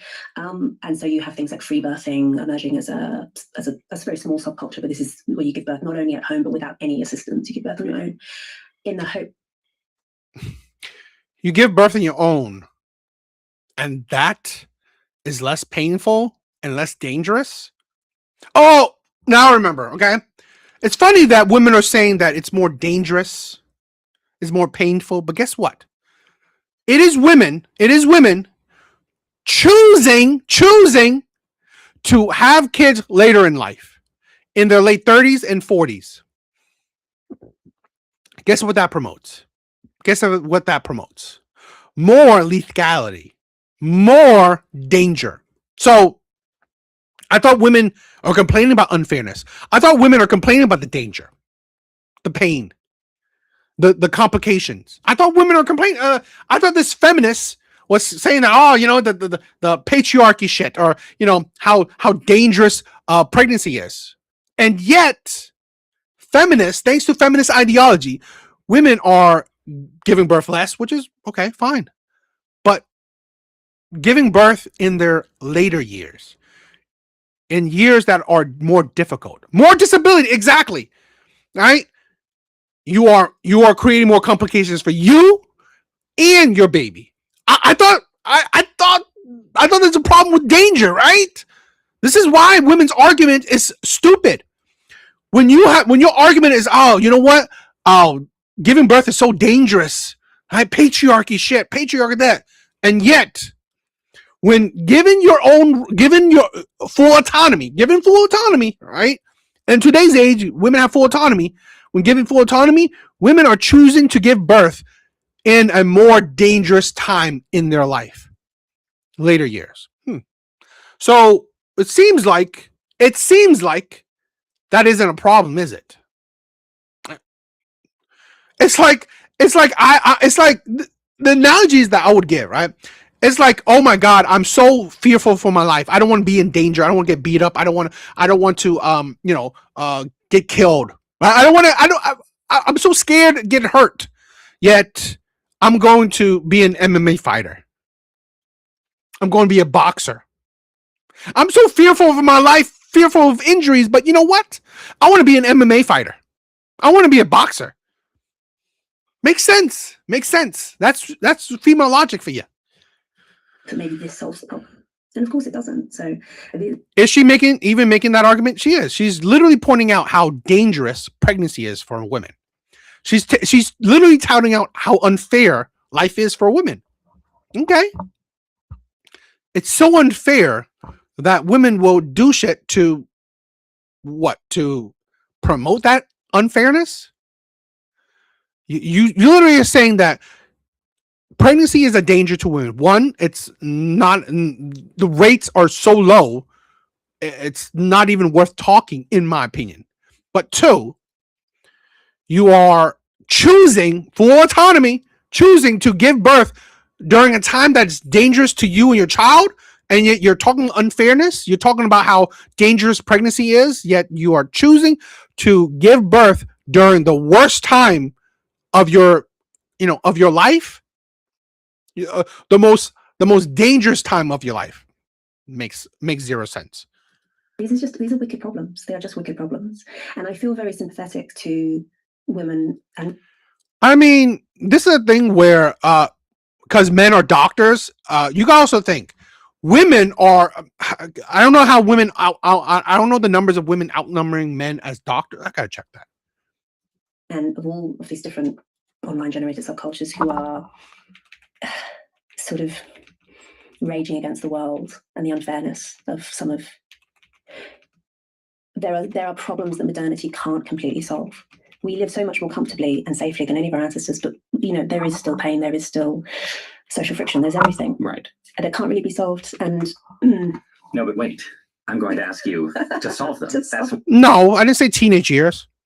Usually women's primes are their 18 to 25. That's women's best. I mean, that's the women's best time for childbirth. The optimum time. That's women's optimum times. But studies are showing that women are choosing to give birth between their 30s to 40s. Okay? And closer to the 40s. Closer to their 40s.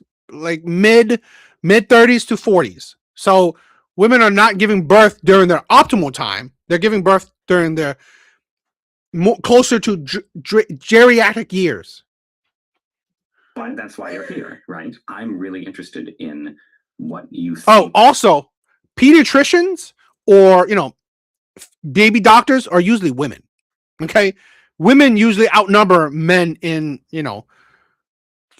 baby family doctors. So these are women taking care of other women.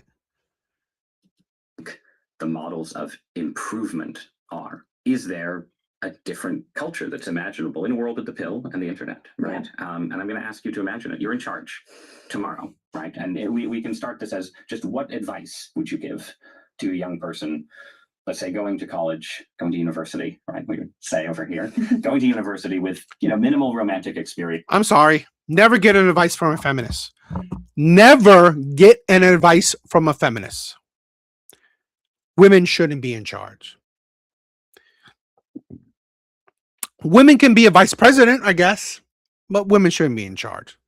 Who's not sort of profoundly religious in a way that sort of sets a script for their sexual life. How should this hypothetical young person approach dating? Like, what is the system that should exist? I guess those are different questions. You can take it either way. Well, I'll start by offering one concrete view, which is on contraception. I'm not completely opposed to contraception. I think, though, that women in particular should behave as if contraception doesn't exist. If you would not have sex with this man, if you weren't using contraception, then you should not have sex with him at all. I mean, in choosing the man rather than the moment, if this man wouldn't make a good father to your children, then you shouldn't have a sexual relationship with him. I think I would absolutely say that to my sons as well, right? But I'm not completely opposed to. I'll give credit when credit is due. It's not terrible advice now. I mean, I was wrong. I mean, in general. I'm saying that in general. Okay, I'll clarify it. I'll say in general. But, I'll give her credit. I've never been that stubborn, right? I've never been that stubborn. I will give her credit. Credit where credit is due. That's a solid advice. I mean, is it sexist? I mean, I guess. Contraception. And in fact, when the pill first came on the market, it was available exclusively to married women as a means of spacing births. And actually, I think that is the key miraculous thing that hormonal contraception can do, is allow women to safely space births for the sake of their own health. Because having a baby every year is bad for your body. Maybe that's my concrete proposal, that you should use contraception within marriage rather than as a means of seeming to have consequence-free sex. But the problem is it isn't actually consequence-free. either physically, but also socially or psychologically. I didn't know that. I didn't know contraception was primary for married women. That wouldn't have been, that kind of makes sense, or that's a good idea. So I can understand that. I didn't know that. So I learn a new thing every day. In terms of the rest of it, I mean, I tend to think that this might be a problem that kind of solves itself. I'm very, I'm I say what I say, but I'm not stubborn with the things I say. I don't think I'm stubborn, but I'll stand behind the things I say. People are going to find in this. Oh, Lisa Sue, she's made in that company. I'm so mad I didn't put money into AMD. I'm so mad. I'm so mad I didn't put money into AMD. I really, oh God. I mean, like I had AMD, right? I had AMD when it was like in the 40s. I sold it when it was like 70s or whatever. I wish I bought more. The post-digital. Oh, Red Door is amazing. She is a true, right? She is a true leader. Fighting feminism since the 70s. I love it. Solution. There will be people and their subcultures that emerge who are able to solve these problems, who find solutions to not being completely so deranged by the internet that they can't form relationships with the opposite sex. Something that I'm noticing, at least as time goes by, is more and more people making efforts to log off and to reject being excessively online as a spontaneous recognition that it is deranging. So maybe more people will do that as time goes by, and those will be the people who find spouses and have children and pass on that culture. Right. I want to dig in a little bit though on what that culture actually looks like, right? So you're basically arguing that we should have a culture of greater sexual restraint, in which people try to have sex primarily with people who they consider prospective mates. Yeah. So in this world, just to imagine it, there is still premarital sex. Probably not. There's no premarital sex. I don't know. I'm not. I thought in this book about just saying. So now we're becoming very reactionary here. No, well, is it reactionary? It is obviously completely intuitive to say. So a woman having sex is, in some sense, is one of the most consequential things that she can do, because if she gets pregnant by this man, all the options are difficult, and particularly, I mean, something I think we forget about abortion. Up until recently, up until the 60s and 70s, abortion was not just illegal, it was very dangerous. There wasn't really a safe way of having an abortion. So for all of our female ancestors, your options if you get pregnant and you don't want to be are all very difficult. Of course, given that, you should take very seriously indeed who you have sex with and when. And of course, it makes sense to say that you'll only cross this line once the man has been approved by your family and community in some sense, and also has made a costly and public declaration of commitment to you. And one way of doing costly and public. You hear what she just said? You hear what she said? That right there, that concept, what she just said, that was a society what men created for women. Men knew that having children was costly for women. Men knew that. So men created a society to recognize that cost. Men created a society to recognize that cost. Her family had to vet you. Her family had to vet you. That's traditional values. Her family had to vet you. You had to declare your commitment to her publicly, legally. Men have literally created the framework with the idea to protect women. Guess who fought against it? Women. This is why I say women cannot be leaders. This is why I say that women, on average, in general, aren't logical. They are the worst enemies. They are their worst enemies. That is why I said today, excuse me, in modern day, women, feminism is the root of evil, is the root of our problems. Women should be fighting against feminism. All right. Women should be fighting against feminism. Not men. I mean, men should too, but women should be the primary fighter against feminism. Feminism has ruined the world for women. Ruined the world for women. High depression rates. Women have high depression rates. Women attempt self-deletion rates much more than men. Women are more on antidepressant medicines, right? Some or mental issues. Women report more mental issues. Women are, predominantly in psychiatric care, therapy care. Are women actually happy in today's age where women are more free than ever before? Not really. Declarations of commitment is through marriage. Right. So you've read, but I have many questions. So first, in our world, this world, right, where there is contraception, there is the birth control pill, there will be, unknowable technologies around, in the future surrounding reproduction, right? There is the internet, there is sort of a degree of just sort of generally individualism and social liberalization that's connected with technological change and economic change and so on. It isn't going away. In that world, is it imaginable to have that kind of stringent norm outside of, again, sort of an intense religious community? Yeah. Right. Well, I think the religious is going to inherit the earth for multiple reasons. But so then in the future, you were suggesting, right, that this kind of ethic returns via just the return of religiosity, because religiosity is what yields people having children, right? Yeah. But earlier, you were saying that feminists, progressives, people who are, if they are religious or not, religious traditionalists, should wish for a world where their own ideas sort of flourish and continue. So what are they? That's the stupidity of it.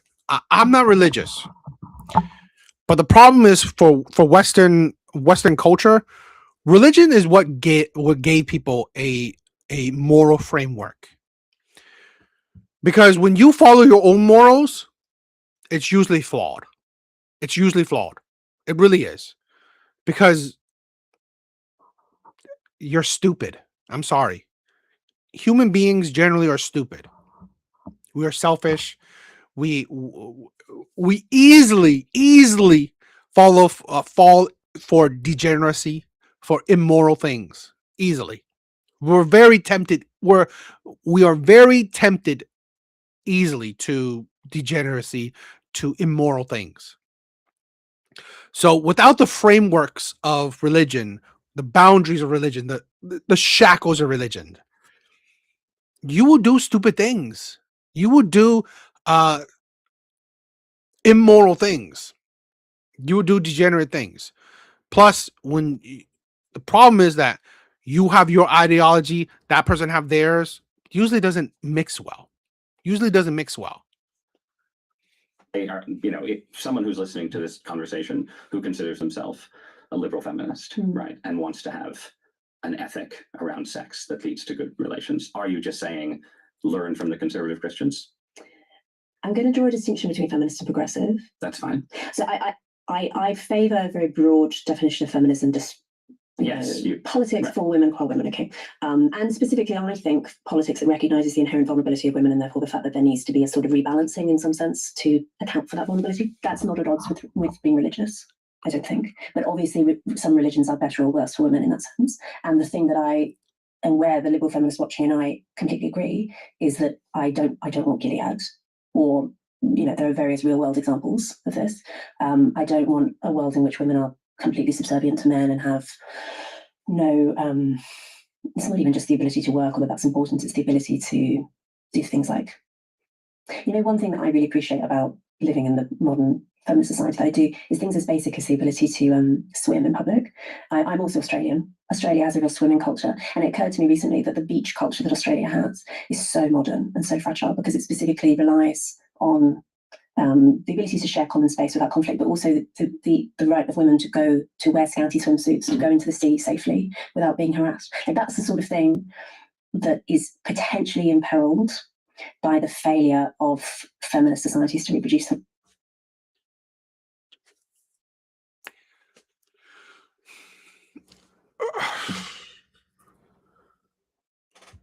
themselves. And I'm using feminist in the most expansive way possible. But that culture is itself connected to permissive norms around sexuality that allow people who are teens and early 20s, to say nothing of, you know, elder people, right? But they're not married. They want to have sex with someone. They have sex with them in, I think, the same spirit that you might wear a string bikini to an Australian beach, right? It seems to me very hard to say we're going to have. I kind of think so. What I've heard, I mean, like, again, I don't, you know, I don't live in Australia, but what I've heard from, you know, Australian, you know, men, take it with a grain of salt, is that there's extreme feminism in Australia. That's what I've heard. Okay, so I want to look it up, right? And so fragile because it specifically relies on the ability to share common space without conflict. Is that I don't want Gilead, or, you know, there are various real world examples of this. I don't want a world in which women are completely subservient to men and have no it's not even just the ability to work, although that's important. Omni, you're going ahead. I was gonna talk about that. It's the ability to do things like, you know, one thing that I really appreciate about living in the modern feminist society that I do is things as basic as the ability to swim in public. You see why I hate feminists? You see why I hate feminists? So I looked it up. Let's test out. Let's test out her claim. No, the claim is significant exaggeration or myth. Women went to beaches and entered water long before modern feminism. What existed in Western society, especially Victorian Britain, Europe, and similar places, were strict modesty rules, not blanket bans on beaches and swimming. Oh, so you can't wear a fucking thong? That's the feminist movement? You couldn't fucking overly sexualize yourself like you're a fucking whore, like you're a 304. Is that's the modern freedom you're fighting for? That you couldn't wear a thong, that you couldn't show cleavage, your ass crack. That's what you're fighting for. That's the feminism you're fighting for women to have a thong on, for women to be overly sexualized, because, right, women were always allowed to be on the beach or swim. It wasn't a ban. But modesty is like such a terrible thing in a world where women complain about being sexualized. You're saying that, oh my God, we couldn't sexualize ourselves. Such a terrible thing. You see how the stupidity of feminism is?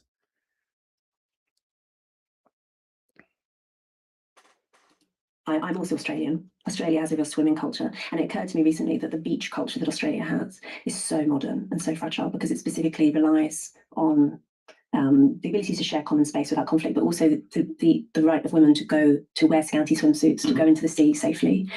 Wear scantily. So for women to sexualize themselves, and this is the thing. I've said this before. I said this is why I say feminism is just honestly anti-women, or don't care about women. Men have created a world where women won't, as best as it can. Nothing's perfect. But men try to create a world where women won't be sexualized. Because let's be honest, even if a woman has, a hoodie on, sweats on, they could still be sexualized. But there's degrees to it. A woman that has a hoodie, laughing man, thank you for the love. A woman that has a hoodie and sweats on, the level of sexualization compared to a woman in a thong, I mean, men planned it out. Good men planned it out. They know that, you know what? Yeah, you probably will be sexualized even if you wear a hoodie, but there's levels to it. You'll probably be more sexualized. You'll probably be more advertised. And to be honest, it's like, oh my God, it's so nothing bad happened to women because now they can wear thongs and shit like that. It's like, are you fucking kidding me? And you make it seem like so much bad things were happening before. What the fuck are you comparing shit to? about being harassed. Like, that's the sort of thing that is potentially imperiled by the failure of feminist societies to reproduce themselves. Exactly. They want the safety whilst rushing towards the danger line in the sand. This is why the mindset is unfair. They want things to be fair. Do whatever you want with no consequences. Do whatever you want, no consequences whatsoever. Absolutely. It's like, I can steal shit, but you know what? I don't want to go to prison. And I'm using feminist in the most expansive way possible. But that culture is itself connected to permissive norms around sexuality that allow people who are teens and early 20s, to say nothing of, elder people, right? But they're not married. They want to have sex with someone. They have sex with them in, I think, the same spirit that you might wear a string bikini to an Australian beach, right? It seems to me very hard to say we're going to have a society where there's an ideal of sexual chastity that is at least somewhat equivalent to the ideals in the traditional past, and also have Australian beaches. Yeah. I'm trying to be a centrist, Ross. No, I know. I know, but it's generally difficult. Or to take another example, right? I think that it is plausible. She's trying to toe the line. But this is the problem, okay? When women toe the line, they're still left-leaning. That's why I said that's why I said the whole trad wife thing, the whole conservative thing, it's honestly a lie. It's honestly a lie. I don't think modern women can honestly be traditional. I don't think so. Feminism has rooted themselves into modern day women. So you can never, in my opinion, majority of women can never be true traditionalists. They can't.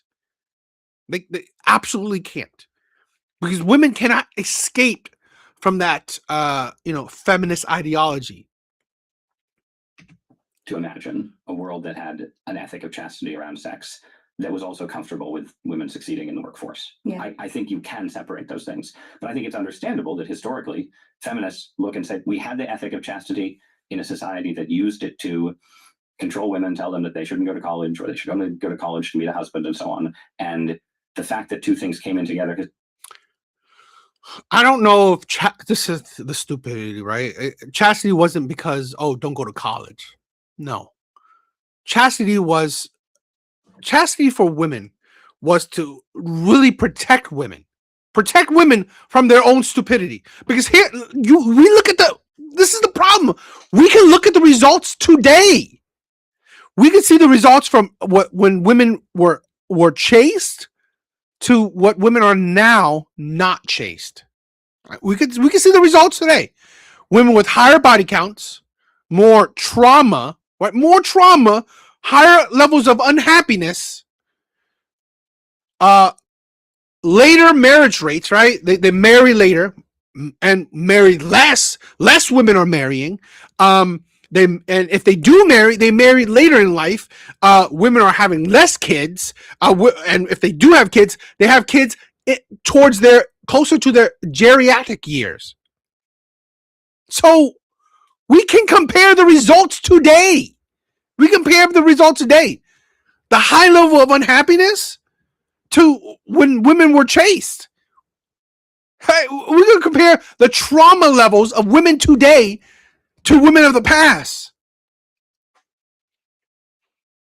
Historically, doesn't prove that they go together, but it's an indicator, right? Like, can you separate those things? I don't know. And I also another strong argument against the reactionary feminist position is to say that we might like it if everyone sort of spontaneously realized that, particularly in a world with the pill. 100%. Fathers were protecting their daughters. Now fathers are just letting little girls be feminists. Don't bother with a husband. Don't bother with finding a good man. Just get your degree. Be a strong, independent self. Fuck that shit. You're just pushing your daughter down a path of self-destruction. That it is better for you if you basically adopt soft trad norms of your own volition. But realistically, if you look at every period of the past, really, the way that this actually gets enforced is through something like slut shaming and through sexual double standards. Yes. Bring it back. Bring back slut shaming. Bring it back. Bring back slut shaming. I'm sorry. You should be ashamed. You should be shamed for giving your body to just a whole bunch of men. You should. So I see no wrong. I see no wrong in it.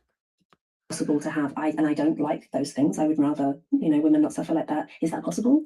I don't really know. I'm not sure if I have. I I can offer critique. I'm not sure if I can be the architect of an entirely new.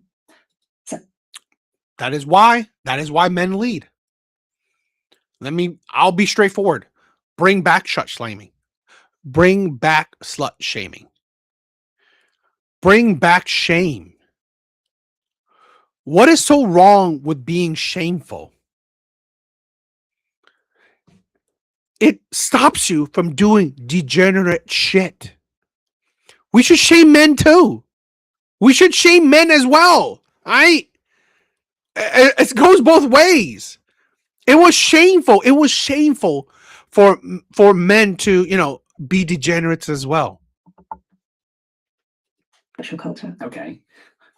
But in terms of evolutions, right? Yeah. Like this is why I guess you went straight to very strict norms when I asked you, right? I don't think And when you go straight to strict norms, it immediately raises all the questions that I've just pushed at you, including questions about what happens to gay and lesbian people under these conditions, where the sexual landscape and incentive structure is very different, and again, where an ethic of chastity was associated with profound hostility to homosexuality, right? All of these questions immediately come up, and if you don't have an answer for them, is there a gradualist position where you would say, look, you could have a society where people were understood to have sex before marriage, but there was a kind of ethic around it that said casual sex is bad. I hope so. I mean, so the one thing I'd quibble with is strict norms. Like, I don't think that a social disapproval of premarital sex counts as straight. Historically, for instance, it was quite common for brides to be pregnant on their wedding day because often they would have sex once they got engaged. Right. There's always, history is messy in this sense. The problem, though, of course, with trying to, and this is the challenge always of the conservative, of trying to defend any kind of historical society, is that people will always point to the trade-offs of that model and the bad things about that society, right? Which are absolutely true. But that's why I'm pushing you on to what extent can post-1950s norms be preserved around, there's the list is just extremely long, right? Of things that you could throw in, questions around consent in marriage and marital rape, right? How much of that is in the end compatible in some near future or far future with an ethic of sexual restraint? And to what extent is there just this fundamental tension that we're dealing with, where you can have female emancipation or you can have sexual restraint, but you can't have both? Well, I hope that's not true. And I would say that female emancipation is on the spectrum. So one can imagine, because they have existed, societies where women have, say, the right to vote, but also there are clear default templates for having children, and it's considered eccentric not to, for instance. Like that seems to be possible. Whether or not that's possible long term, I guess, is the bigger question, because it does seem as if there's a tendency to have a ricocheting between more permissive and more restrictive sexual cultures.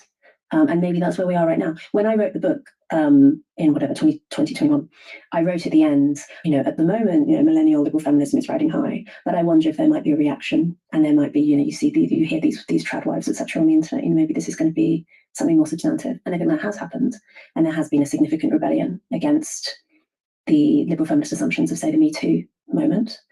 But it seems to me that both in sort of the trad wife phenomenon and in the more male masculinist, one, a fundamental unrealism about the kind of society that we live in and how it could plausibly evolve. You're not just going to say, now it's 1955 again, right? That's not going to happen. My view was, the problem with feminism is that they want to turn things 180, flip it on its head, instead of improving on existing shit. This is my problem with modern day society. Okay, my problem with modern day society is that the problem is that you want to change it instead of improve on it. I've always felt that certain parts of American history, American whenever, right, was good, just wasn't good enough. That's my problem. The problem when other people saw it, it wasn't good at all. So we need to do something different.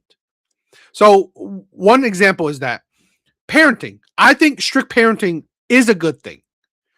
I just think that improving on it is that we make a clear distinction between abuse and discipline. That's the problem. We make a thing where you should not be friends with your kids, but you should be able to talk to your kids. That's the thing. So that's the problem I find with modern day society. They want to flip things on its head. Oh, you know what? Back then it was abuse. Now we're not gonna discipline our kids at all. Right? Take away their iPad. That's a discipline. It's fucking nothing. Oh my God, you know what? Oh, back then it was like, oh, parents never talk to their kids at all, or parents don't understand their kids. Now I want to be friends with my kids. I'm going to smoke with my kids. I'm going to smoke and drink with my kids. I'm going to take my kids to a party. It's like, are you seriously? Are you seriously stupid? That's what I'm talking about, where I believe shit was good. Right? Things were good. It just wasn't good enough. It was flawed. So the problem is that we should have improved on it instead of just changing it completely. So the thing is, like, let's say hypothetically, okay? Hypothetically, marriage, in my opinion, was good in the sense that, let's say men provide, women, whatever, women, did the housework, childcare. Improve on it is that, you know what? Women do a bit more jobs, right? Do bit part-time jobs to bring in a little bit more money, and give more time for fathers to be more part of their kids' lives. It's just improve on existing good systems. They're good systems. It's just that make it better. That's it. Not just fucking turn it on its head. So what would be your argument from a feminist perspective to people who are like, Evil Eddie, what is up, my brother? What is up? What's she doing calling herself a feminist, right? Feminism is, terrible and responsible for every evil in society, and we just need to bring back patriarchal authority. 100%. 100%. It's evil. It's evil. Why should they care to preserve things that feminism has won? I think it is good for women to be educated and to have minds of their own. And to be one of the things that we have learned from the sexual revolution is that women actually do have remarkable capacities to actually outshine men in some. It's like, this is a thing where I personally think it's stupid to think that women back in the day didn't have minds of their own. The problem is that at the end of the day, you can still have a mind of your own and follow the leadership of a man, because at the end of the day, he should be leading the relationship. He should be making the decision, because the problem is, if you have a mind of your own and you're stubborn about it and you expect him to be a leader, how is that going to fucking work? You're fighting on everything. You will never solve any issue. You wonder why, right? You wonder why our government system is fucking in shambles. We have Democrats, we have Republicans. They never agree on a single thing. Democrats and Republicans never or rarely ever agree on anything. So we never get anything passed. Nothing really gets passed in our government. So that's the problem. I'm sorry. In a relationship, I'm not saying it should be a necessary dictatorship, but it probably should be a benevolent dictatorship where you listen to your wife's counsel. You listen to your wife's counsel. But at the end of the day, you make the final decisions. That should be the patriarchy. In some professional contexts, women are actually just as capable as men. You're coming from the cottage. I love it. Hey, I get it. You take some time outside of the internet and shit.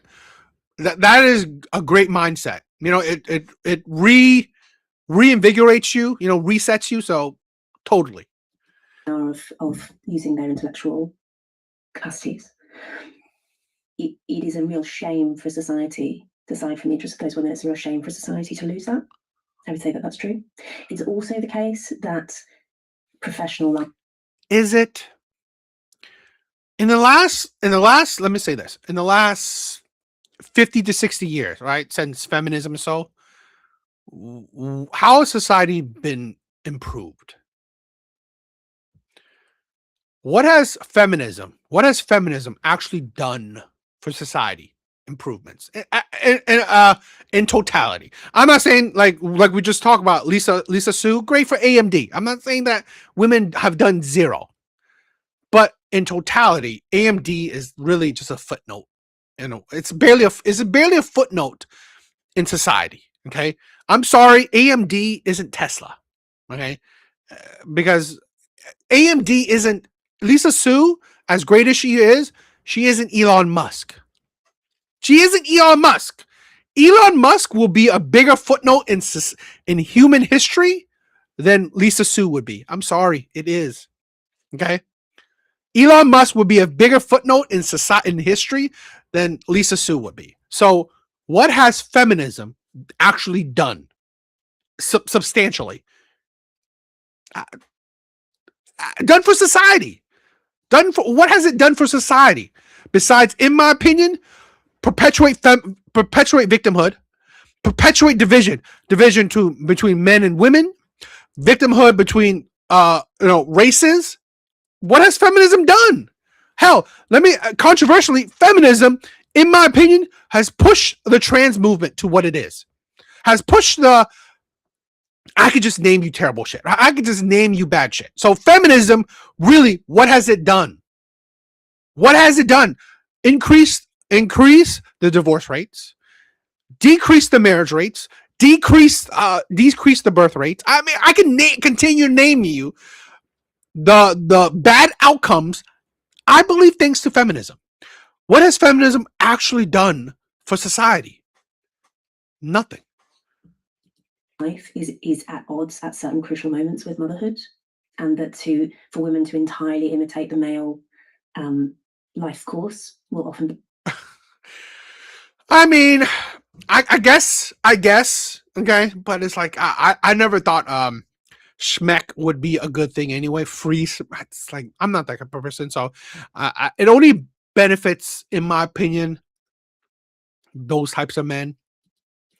At odds with having children at all, and so there has to be a point at which that kind of gives way, and there has to be some size of compromise. But why is it good for the man?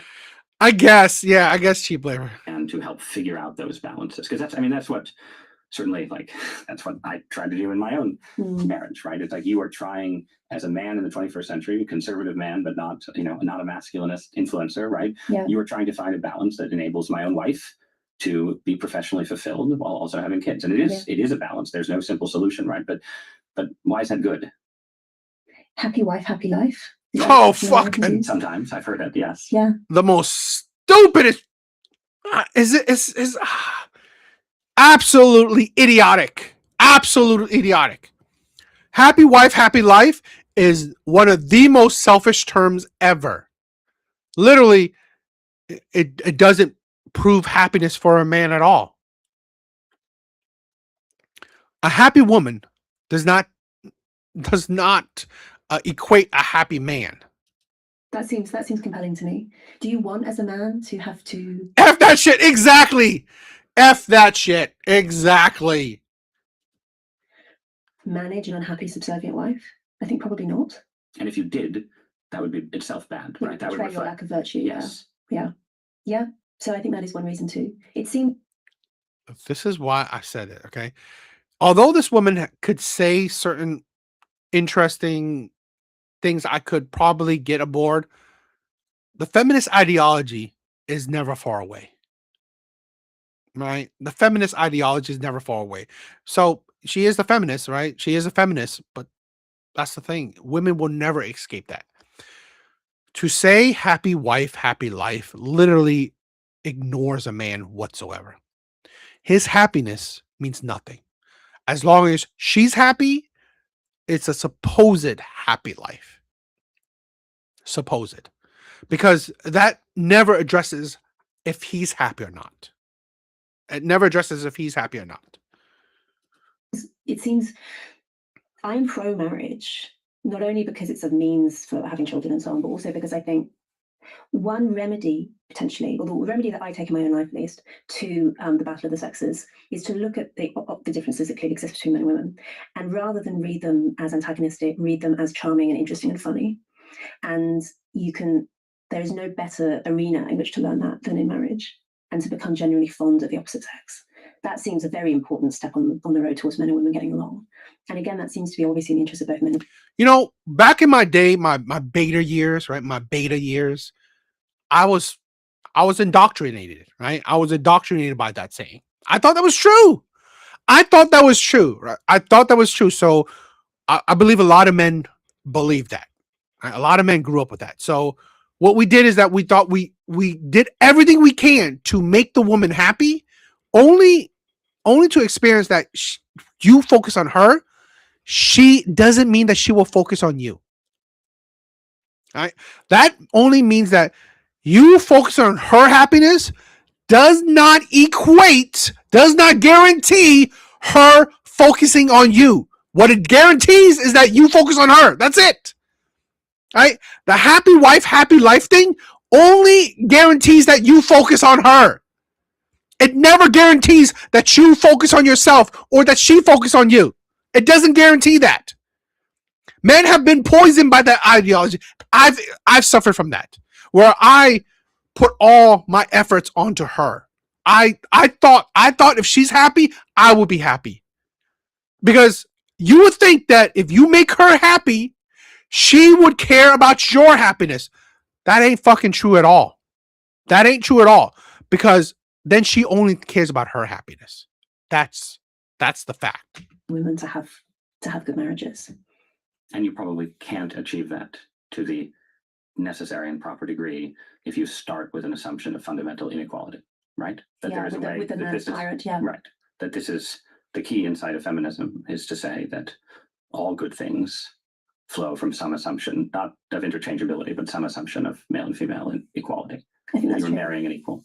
Yeah. I guess the reason why reactionary feminism may never find a large popular audience is that I think I just have quite a tragic outlook on these questions. Maybe this is my instinctive conservatism, like temperamental conservatism. I don't think that there are, at scale, clear solutions. But I think at the individual level, they can. Laughing man, you have a great memory.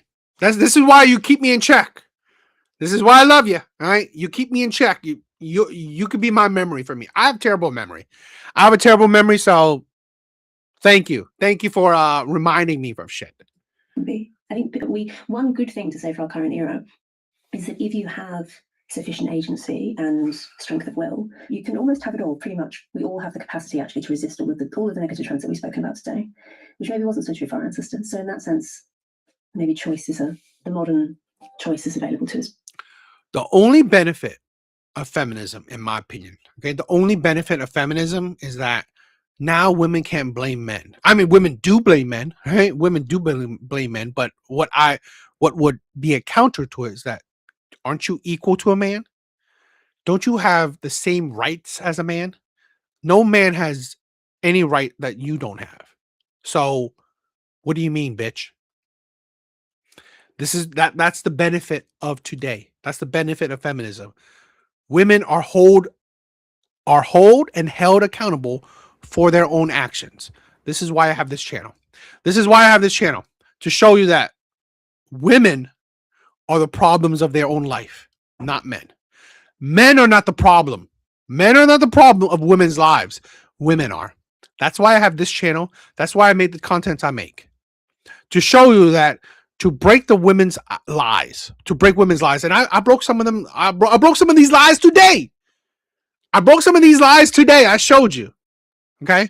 The lies that these feminists love to tout. I've been breaking them left and right. So that's why I do the shit I do. They don't want equality. They want superiority. 100%. 100%. My brothers and sisters, I love you. Guys, that is it for tonight. I love you guys. Okay. Oh shit. Zyrax, what happened to you? Sorry, D8. I got stuck, doing mommy duty. So sorry. Okay, understandable, understandable. Being a mother comes first. Yes, a baby mama at that. Yes. Is that? Are you kidding? Are you true? I could have swore you said you had a husband. I guess it depends what you mean by like married. I guess legally. Well, you guys don't do legal marriages too, right? Yeah. Okay. Are you with the child, the father of your child? Yes. What the hell are you talking about, baby mama? Just because you're not married to him?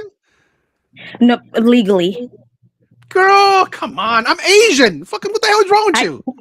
I know. What the hell are you? I was defending you, and you're making like you're not no baby mama. Girl, I'm like, am I wrong? I could have swore that was not true. Oh, girl, you know what, Zyrax? I don't know what you're doing. You're making me like going crazy. Come on, like I'm Asian as well. I know we do a lot of shady shit. I know we do some shit. I mean, like I'm not trying to spot out our communities things, but come on, girl. What the hell? I know, which is why I refer to him as my husband. But in other communities, they would call me a baby mama. You know who we're talking about? Don't you're being disingenuous. Yes. You know who we're. I mean, like seriously, my brother's like that. It's like I have plenty of people know that. Come on, us Asian people, we work the system. It's not like It's one of the things I do want to that I'm glad that I found your channel, because I do want to talk a little bit about that, because go ahead. Are you for marriage? Am I for marriage? Yeah. Yeah, I support marriage. Yeah, I believe we should get married. Because you know how like in different in different communities like you have the I think they're called Orthodox Christians, the Andrew Wilsons. They're heavily for marriage, right? Legally married. And one of and marriage in this day and age, it's hard to advocate for marriages, which is understandable, because of the child support, the court system and stuff like that. Like I get it, but I think that's just a poor excuse though to not want to get married. Well, but Asian people, we get married for logical reasons. I mean, like we don't really hold men on child support. I mean, it's not the same. Asian people get married for reasons that make sense, not because necessarily we're confined to religion. Okay, what do you think it is that because we don't have like anything say if we were living back back in like our parents country and stuff, because they don't have laws, right, like child support laws and stuff like that. Yeah. And so but then they were able to keep it together. Now here in America they have so do you think it's because of the written laws and stuff that's why no, because this is the thing because Asian people are different. Okay, we believe in family. We believe in the importance of family. We know that having a 2-parent household is the best case scenario. It is right. Not. It's never a smart thing to go about things alone. Okay, even women who are single mothers in Asian communities, they know they have to, or not have to, but they try their best to still find someone to get married with. Unlike women here, if you're a single mother, they just like, okay, fine, I'll just stay a single mother. That's not the Asian community. We know that it is not the best, because we care about the family, we care about the kids. So we will again, the Asian community understands sacrifice. We are not. No, the Asian community is not. This is why I love America. I love America, but one of the things I hate about America, and it's kind of slowly poisoning the Asian community, is that we're not selfish. We're not so individualistic like other Americans are. We are very communal, very just very family oriented. We think past ourselves. We think about our kids. We think about our partners. We think about our community. We think about our country. So we are more than just ourselves. Unlike Americans, they're very individualistic. See, here's one of the things is that I know that I recognize that like yeah, Asians, we don't value uh we don't value quantity, as in like as in like choice, a lot of choice, variety, right? We tend, Asians for the most part, it's like, you do this, it works, just stick to it. Yeah. Would you agree? Okay. Yeah, I agree. We don't necessarily fix what's broken, or Yeah. fix what's working. If it's working, we keep it. Now, one of the reasons why, like, yeah, the difference between America and, say, like, our culture is that, we, like, when it comes to, like, wanting to, like, say you get married, and you're thinking about wanting to divorce, your spouse, right? Now, if, like, say, there's nothing to hold, now if you're married legally, you have that legal paper to hold you down, right? Asian, yeah, majority Asian cultures, we don't even have that to hold us down, but yet we stay, um, we're able to hold ourselves down, and I think that's due to family pressure. So do you think that that's could be like a good?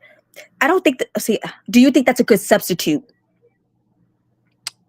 To be honest, I do. I think that this is a thing where Asian people are very. I mean, you probably will recognize it. We're very about pride. Very, like, my mom is always talking about, don't, her face, the pride, Yeah. and we're like that. Don't bring This is the shame thing to the where family. Yes. exactly. So to be honest, I think that is a good thing. Okay, because I find it like I get this a lot, pushback. Okay, so like, oh, I don't represent my community. I'm sorry, you do. You do. You represent more than just you. This is why I was just talking about it, where we don't, Asian people don't believe in individualism to the same degree as Americans or the West. We don't believe in Yes. that. So, and to be honest, I think that's a good thing. Me too. I'm a big believer in, I don't like, individualism, because that's how, communities end up breaking up. People Correct. want to do their own thing because they could, oh, I don't need the community. I could work and I could take care of my own. And so that's why, we have these problems that we have.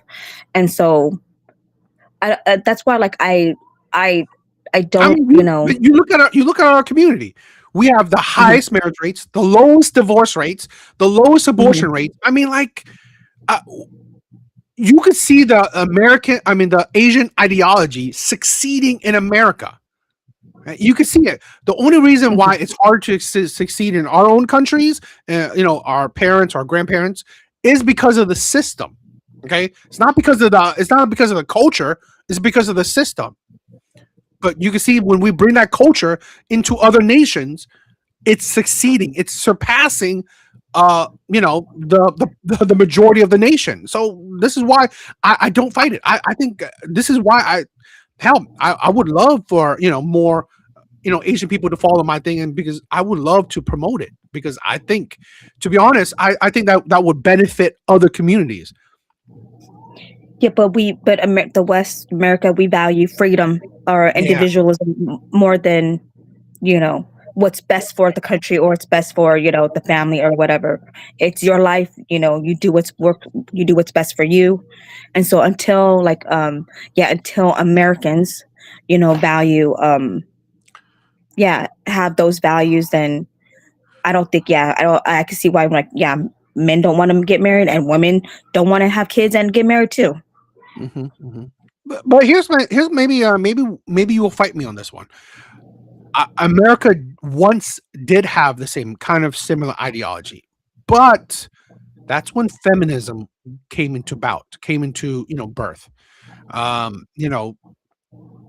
It, in my personal opinion, feminism is what birthed modern American individualism, in my opinion, because this was the time where women wanted to separate from traditional mindset, traditional values.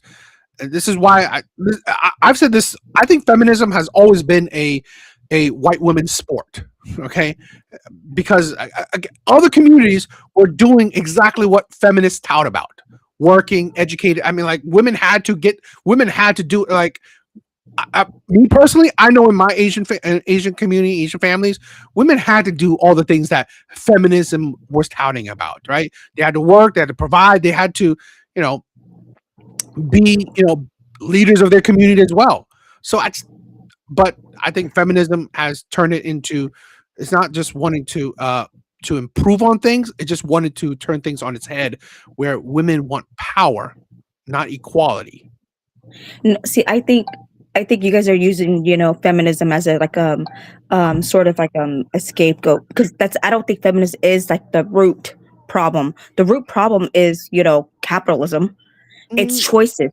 Yeah, it's choices, because when you don't know any better, right?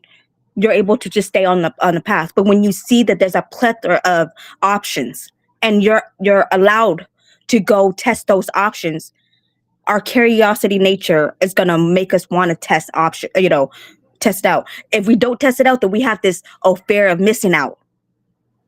And that's why, and then it causes us to, you know, to get depressed or to feel some sort of way, and then that starts to break down, you know, a relationship.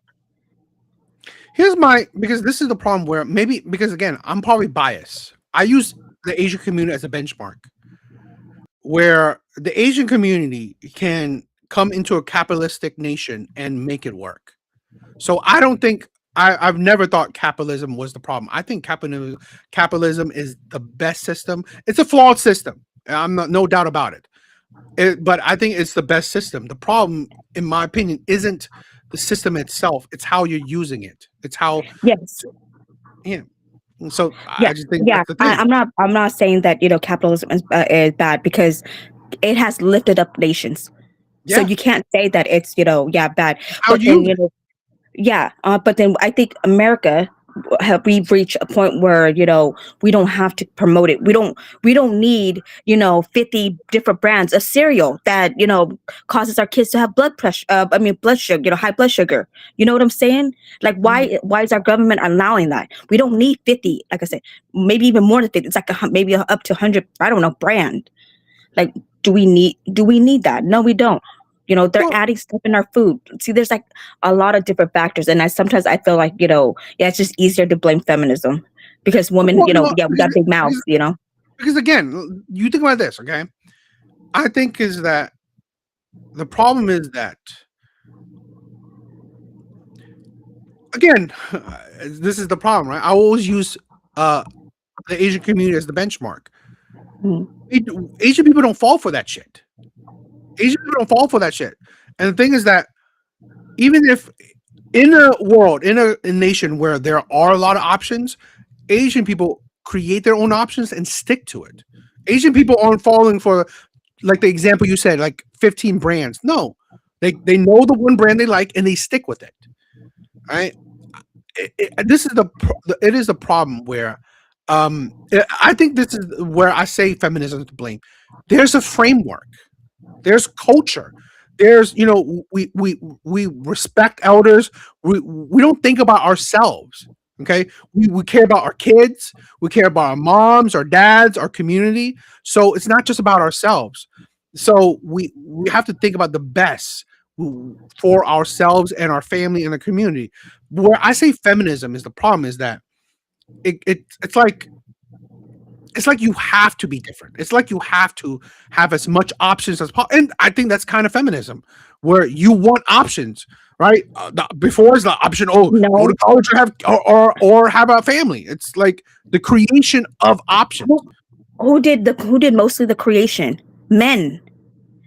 Well, but this is the thing. It was a framework. It was an easy, because this is the thing with the Asian community. Like, you guys keep introducing new options, not us.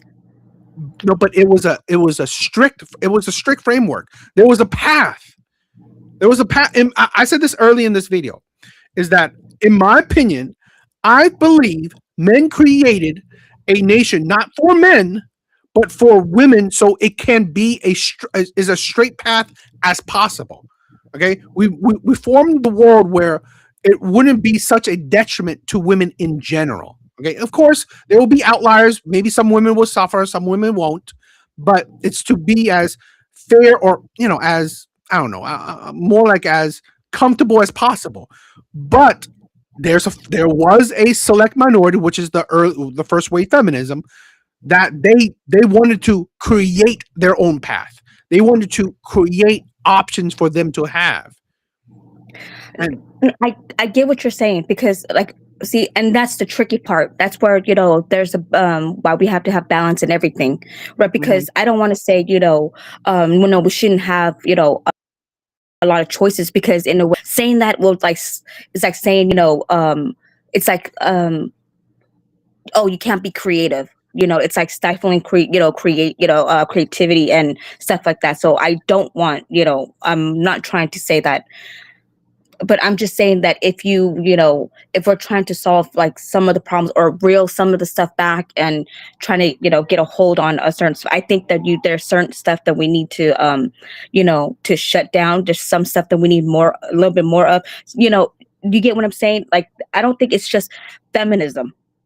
no, here's the thing where let me put pushback, right? I think that the world was always the world isn't as terrible as a lot of feminists always tout out. I don't know if you can agree with this, but I think people in general, average people in general, I think that too much options is not good for people. People, I know. yeah. So like there was I forgot her name, but the woman who created Frankenstein. Okay, the problem is that the thing is that that shows you that if you are a special person, there will always be options for you. The problem is most people aren't special. Most people are average as shit, and in some cases, most people are stupid. So to be honest, it's like this is why the world is like we want to shelter the stupid, but thanks to certain activism or whatever, we open the door to everyone. And to be honest, I never thought it was a good thing. Because if you were special, if you were the different, right? If you're the one in a 1,000 woman or 1 in a million woman, the world is open for you. Because to be honest, before feminism, women still could go to college, but it wasn't for every single woman. And we can look at the studies.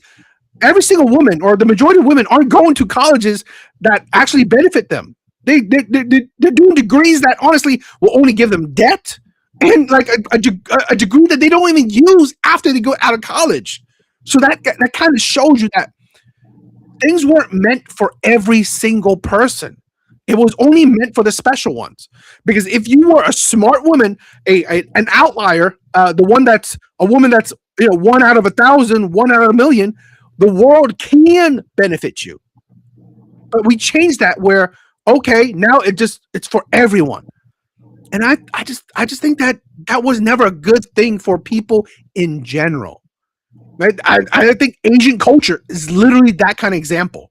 Right? If you are a special person, Asian community, you can be the outlier. But we know that you got to conform. Everybody work, so everybody just do yeah. You just want everybody to be like what is that movie like what is that movie where like everybody just does the same? Pleasantville, I think that's what it's called. I mean, yeah.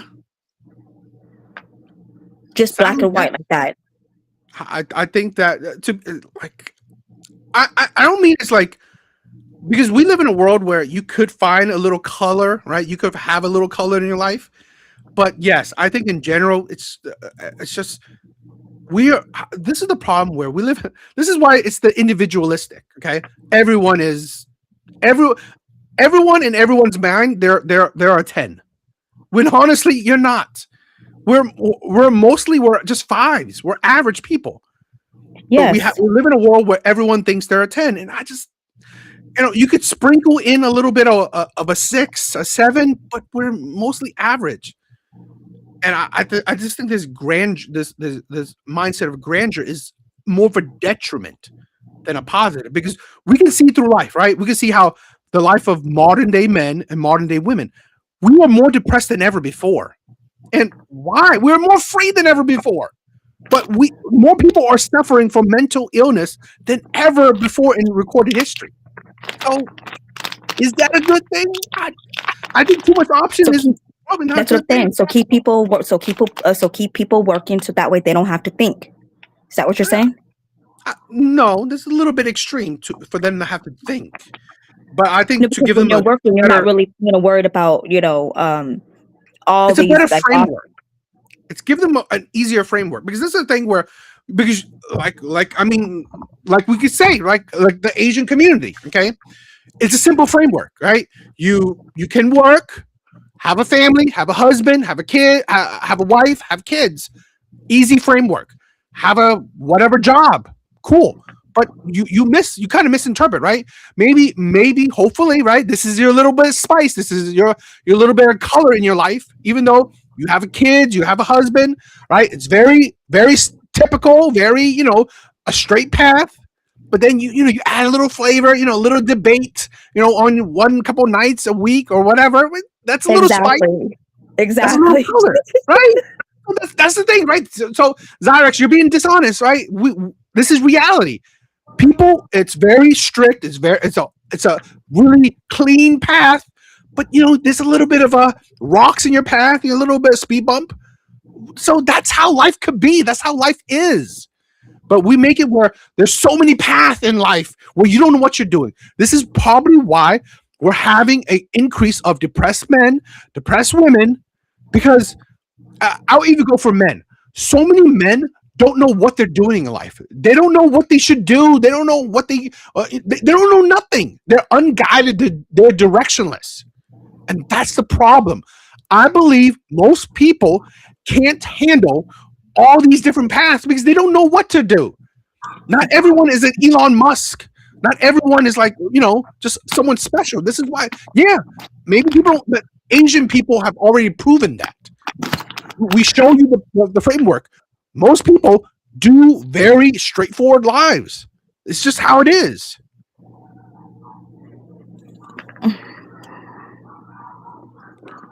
I mean, of course. I mean, that's what I said. In the beginning, that it's the plethora of options, and that there's you think you want this, but then it's like, no, you don't want this, or you felt pressure to go down this road because it's the most practical, but then you have this fear of missing out because we're all influenced by our environment. And so it's either we don't allow a lot of choices, or we take we limit the influence around us. I think they did a study. I forgot what, but they did a study like ice cream flavors where people had no issue with, like, let's picking through like I don't know, chocolate, vanilla, and strawberry. And then I think that they had so many people had, like, I don't know, unhappy results when they had 50 flavors to pick from.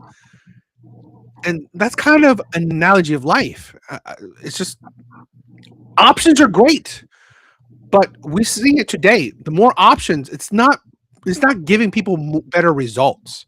That's the thing. Yeah. So I've said this in this video where, okay, if feminism is so great, why are we seeing worse results? Because in my opinion, right, Asian community in general they're not the most stout feminists, and Asian people are producing good results. Asian community never said, "Oh, women can't work." No, it's like you're seeing the results of you're seeing the culture of Asians.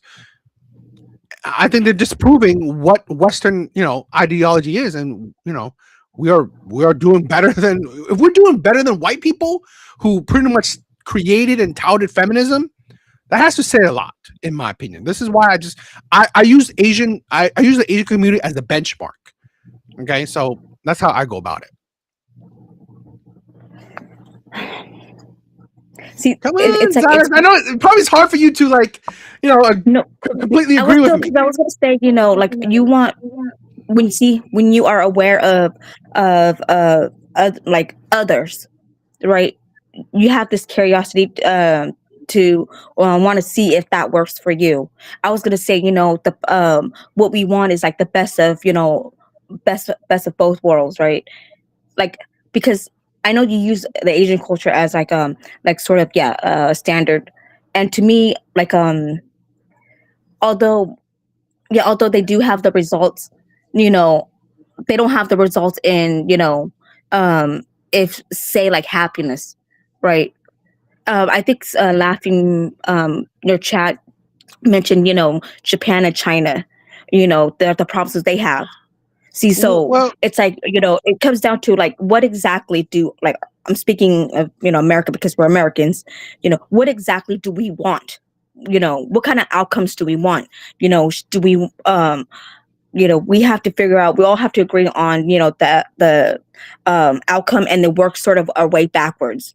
Because from like right now, it seems like, people, yeah, like some wants, to do their own thing. Some wants family, some wants marriage, some don't want marriage. It's like, yeah, there's too many stuff, and that's why people are lost, and that's why they don't know. That's why, yeah, women and men are they have, yeah, they feel like they don't have like a purpose in life. well, here's the thing where I've said this before, right? We're seeing the results of Japan, China, and Korea is because the same results of the US. They are experiencing the same thing. And in my opinion, it is again thanks to feminism. Feminism is bleeding into these Asian nations because they have low marriage rates, high divorce rates. In my opinion, I've said this before. I believe human beings in general, the main happiness is family. I'm sorry, no matter how great you, as the average person, right? Average person, family is always our most happiest, in my opinion. A woman having children and a good husband, a man having a good wife, children, that, in my opinion, is the benchmark of happiness. But Yeah, we you have really these are like, first world. you really are Asian, because it seems like you only care what's on paper. So as long as No, there's a family, that's good. As long as, on paper you have a family, okay, you're good. It doesn't matter, well, it doesn't matter that he goes to, legalize, a no, no, no, brothel. no, no, no. That's what I said. I said a That is, good. that's Japan, No, and that's even Korea too, South Koreans too.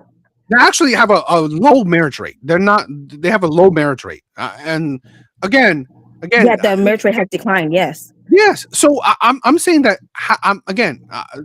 This is, I said this before, where the problem isn't that we should flip things on its head and change it completely. No, we should improve on existing systems. Right? I think marriage rate is a good solid system. The problem is that we should be choosing, based on with loving who the person is. Okay. Back then, marriage rates is a lot of time marriages are sometimes business like. Okay. You marry someone with a good background, they marry someone with a good background, so on and so on. Today, we could do that a little bit, but it should be with modern lens where, why not love? Right? Why not? Oh, we talk again. This is why I said improve on it, right? We are more communicative than ever before, right? We talk more about our feelings than people of the past. Men now talk more about their emotions than men of the past by leaps and bounds. Okay, so that's the thing we improve on. Where we talk to each other, we understand each other, we get more. You love my personality, I love your personality. We have the same framework. Okay, that's how we get good partners. We find good partners. We're not just like back in the day, people married because, okay, you know what? You can provide, I can give birth, boom, good. Or you have a good family, I have a good family, boom, good. No, we should improve on it. Right? And Right. that's the thing I'm saying. But the problem now is that, okay, let's go 360. Career, or it's like you have to be wealthy, or you have to be top tier, good looking, or whatever, the superficial shit. That's the problem. That's the problem, where we're not improving on existing systems. We're just going 360s or 180s on things. I think that's the problem. No, because okay, you know what was what was so called, part of the system, you know, the woman stays home. She does she works at home. She's not getting paid or anything, but he cheats and stuff like that, and he kicks her out. There's no numbers on that. You have no Are you numbers on saying that that. oh, come on, you're saying that does not happen?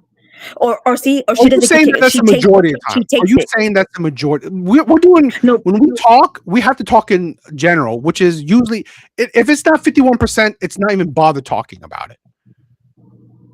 if that wasn't the case, then like, what's the need for women to like to work as in get paid, right? That To help. if you were to ask a woman why why she does this career, the independent, it's because we don't want to have to rely on a man, because we know that if we rely on a person, that they have this power over us. We can't do we can't buy what we want. So that's why we would rather just go and work, and that way nobody could tell us what to buy, because nobody tells you what to buy, but then you're going to tell me what to buy and what not to buy. This is the thing where I find it like disingenuous of you. So let's say hypothetically, I mean, you tell me about your life. You have a husband, or quote unquote a husband. Would you go out blindly, spend, I don't know, $2,000 on a purse without ever telling your husband? Hell no. What are you talking? See, what are you talking about, girl? You're literally talking counter to your fucking life. You wouldn't even do that to your husband. You think he would do that to you? Would he spend just out of nowhere, out of the blue, just spend $2,000 on whatever he wants? But then one of the what you call the reasons for divorce is financial reasons. But you don't know why. Financial reasons is usually not enough, right? A lot of those financial reasons is that there's not enough money, right? We can't buy certain things we want. Hell, my ex broke up with me because, you know what? She didn't get enough from me. She didn't have enough, because that's the problem we live in also. We live in a world where luxury is very important. Luxury is a big factor. And that's also the part of that's also part of like, oh, so many options. I want the trip to Dubai. I want the the Louis Vuitton. I want the shit. Like, that's also the problem with our society as well. That's why finances is a big issue, because let's say hypothetically we're not agreeing on what we should spend our money on. You think we should spend $2,000 on like a trip. I think we should spend $2,000 on, let's say, pay down our mortgage. That's sometimes why finance is a problem in marriage. So it's not necessarily because she can't do what she wants with money. No, it's because a lot of marriages, right? They don't know how to communicate correctly. They don't know how to be honest. They actually come into a mindset where they hate each other, in my opinion. This is what, again, you have a quote unquote marriage, in the sense that communication is a key, and I believe communication is a key, right? So you should pick someone that is an important factor. Yes, of course. That's why, because see, now it's sort of like what you said sort of contradicts, because you said the woman, we go into marriage, hating the man, but then again, but at the same time you go, the reason why mine, works is because I communicate. Yeah, of course. Like, you wouldn't, you love this person, that's why you married them. There's no hate there. The hate usually develops because because of plainly expectations. You are not, I have expectations. You're not, you didn't reach my expectation. Therefore, I'm like, I resent you. I start to feel some sort of way about you. And a lot of times we have hidden, expectations. And I think that you should always be upfront and honest, with their partner when it comes to expectations. But here's the thing where Asian people have different expectations than Westerners. Asian people, expectation is providing necessities. While I'm sorry, the Western mindset, which is a very individualistic, it is luxuries. I mean, like, I haven't digged in deep into it, But again, women are the ones who predominantly file for divorces. A lot of times, let's say the ones with finances, it's usually because of the luxuries they want, right? The things that they can't have, the things that they don't have. It's not because, oh, he's not providing a roof over my head. It's not that he can't pay for electricity. It's that, you know what? I want luxury. I'm not getting luxury. So there is divorce in the financial cases. That's a lot of times. It's not because, oh my God, he's too poor to, pay for, half of the bills. No, that's not when it comes to the finance parts. So I think that's, part of the whole, and this is the thing, I don't necessarily think women hate men who they marry. I think women have a certain, like you said, expectations. And the problem is that a lot of these expectations isn't grounded in a sensible path. Again, Right. it's option mindset. Women want luxuries. They do, particularly modern day Western women. They want luxuries, and if you can't provide it, But see, and that's where I go back to, like we all have to have agreed, yeah, principles and values, because what we value is money, because luxury lifestyle is the dream. That's what we're Mhm. teaching people. The luxury lifestyle is a dream. So then you can't fault people for wanting that dream when you're saying that's the dream. That's the life that you want. But, That's but the see, grand life. but this is the problem, right? Asian people, we're achieving that dream. The problem is that we don't like our women don't think about it differently. He has to provide that dream. No. A lot. This is the maybe I don't know. Maybe you could vouch for it. Asian women are ride or die in a sense, right? Not all, but I think a good at For the least most part, 51%. Yeah, they're ride or die. They are going to achieve that dream along with you. They're going to build with you. They're building along with you.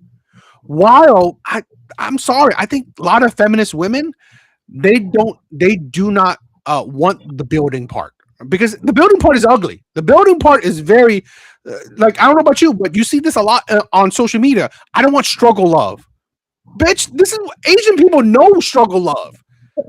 We go through plenty of struggle love, right? I We go know. through the dirt with. I mean, Asian women a lot of times will go through the dirt with men, and they don't Yes. cry about it. They don't mind about it. Hell, they sometimes they expect it.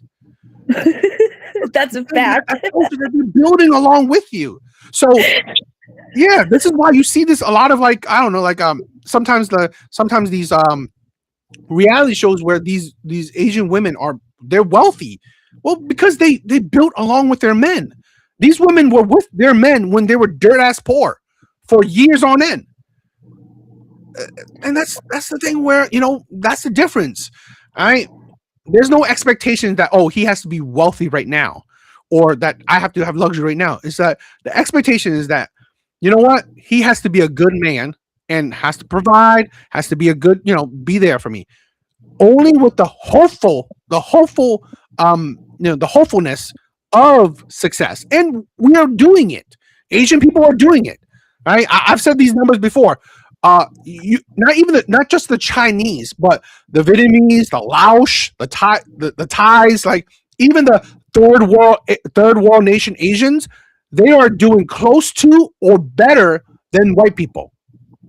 So even the ones that didn't come here because they were highly educated or highly wealthy, they are now doing better or equal to white people. And that's the grind of Asian people, both Asian men and Asian women.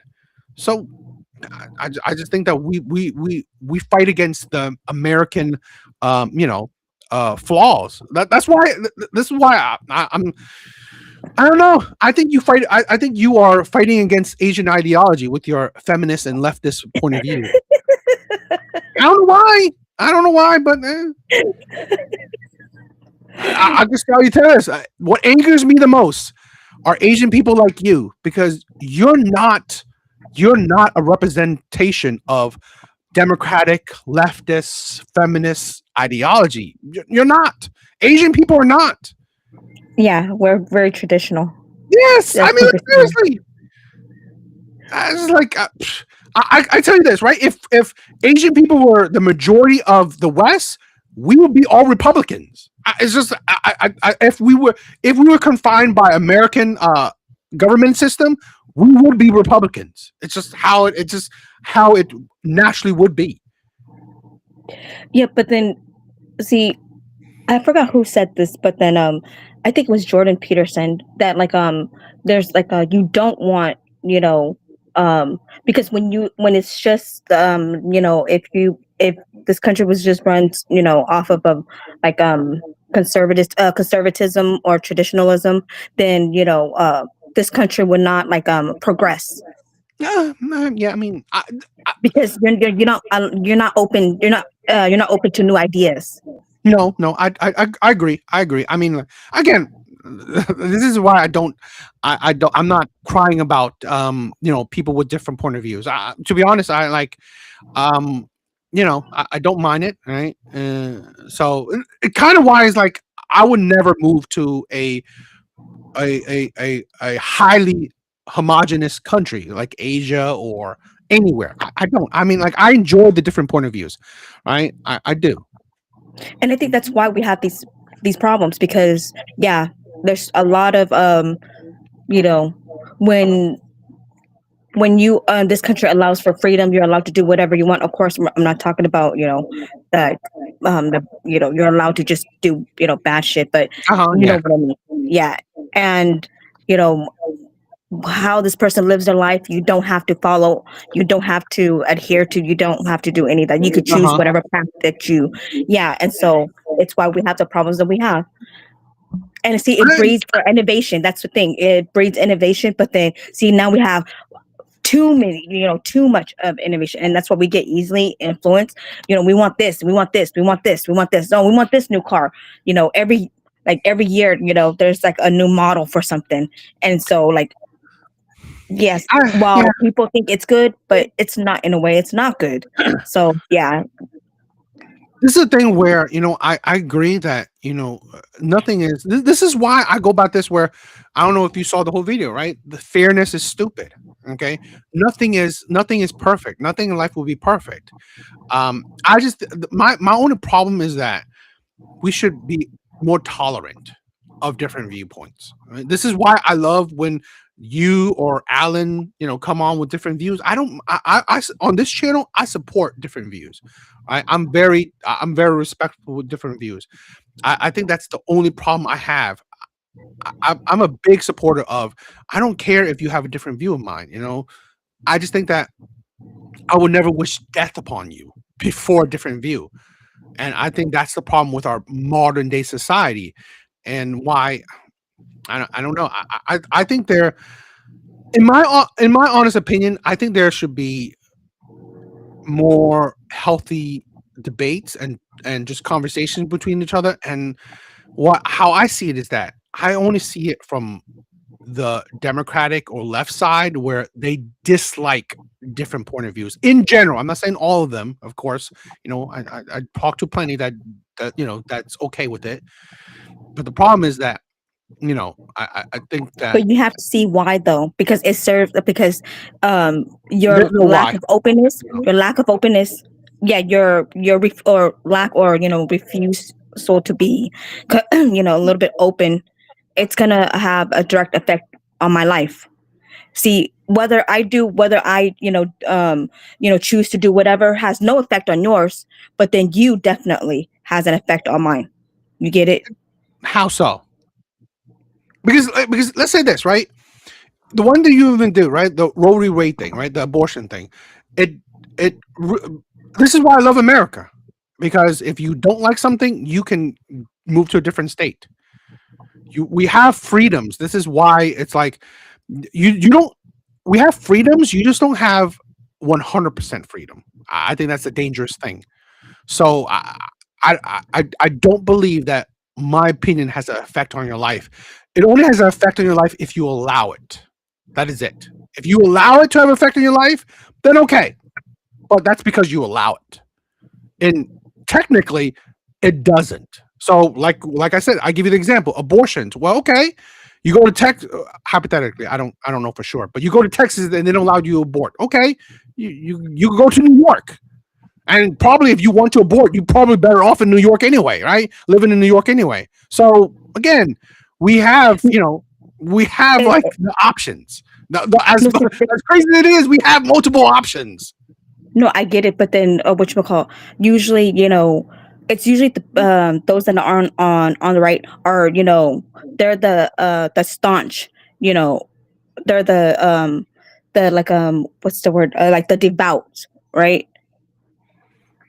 That and what I mean by that is like, if like say if I'm gay and I want to get married, I can't, right? Because I like if I get married, I'm gay and I get married, it has no effect on your life, right? But say if like we need say if gay marriage was was still like illegal, right? Yeah, see, it would require we would need your support in order to pass that bill. See, so that's what I mean by like it's what you call like what I do doesn't really have that big of effect on yours, but then you know Okay.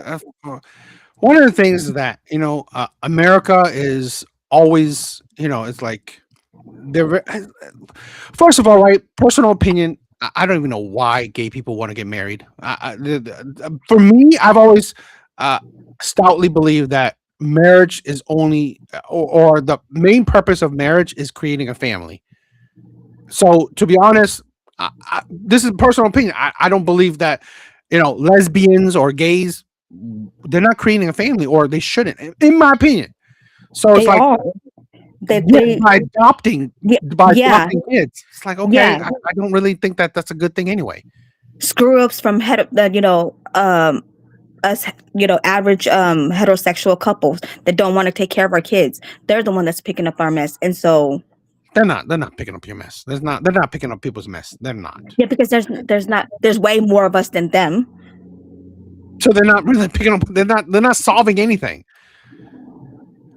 Plus, that's a kind of a little bit different topic, because our adoption system is also very flawed, because I forgot, I read it somewhere, where there are hundreds of thousands of families that want to adopt, but our adoption system is very backwards, and it makes it hard for them. So it's like, Yeah. there's flaws in that. Yeah, So I'm not really digging with that.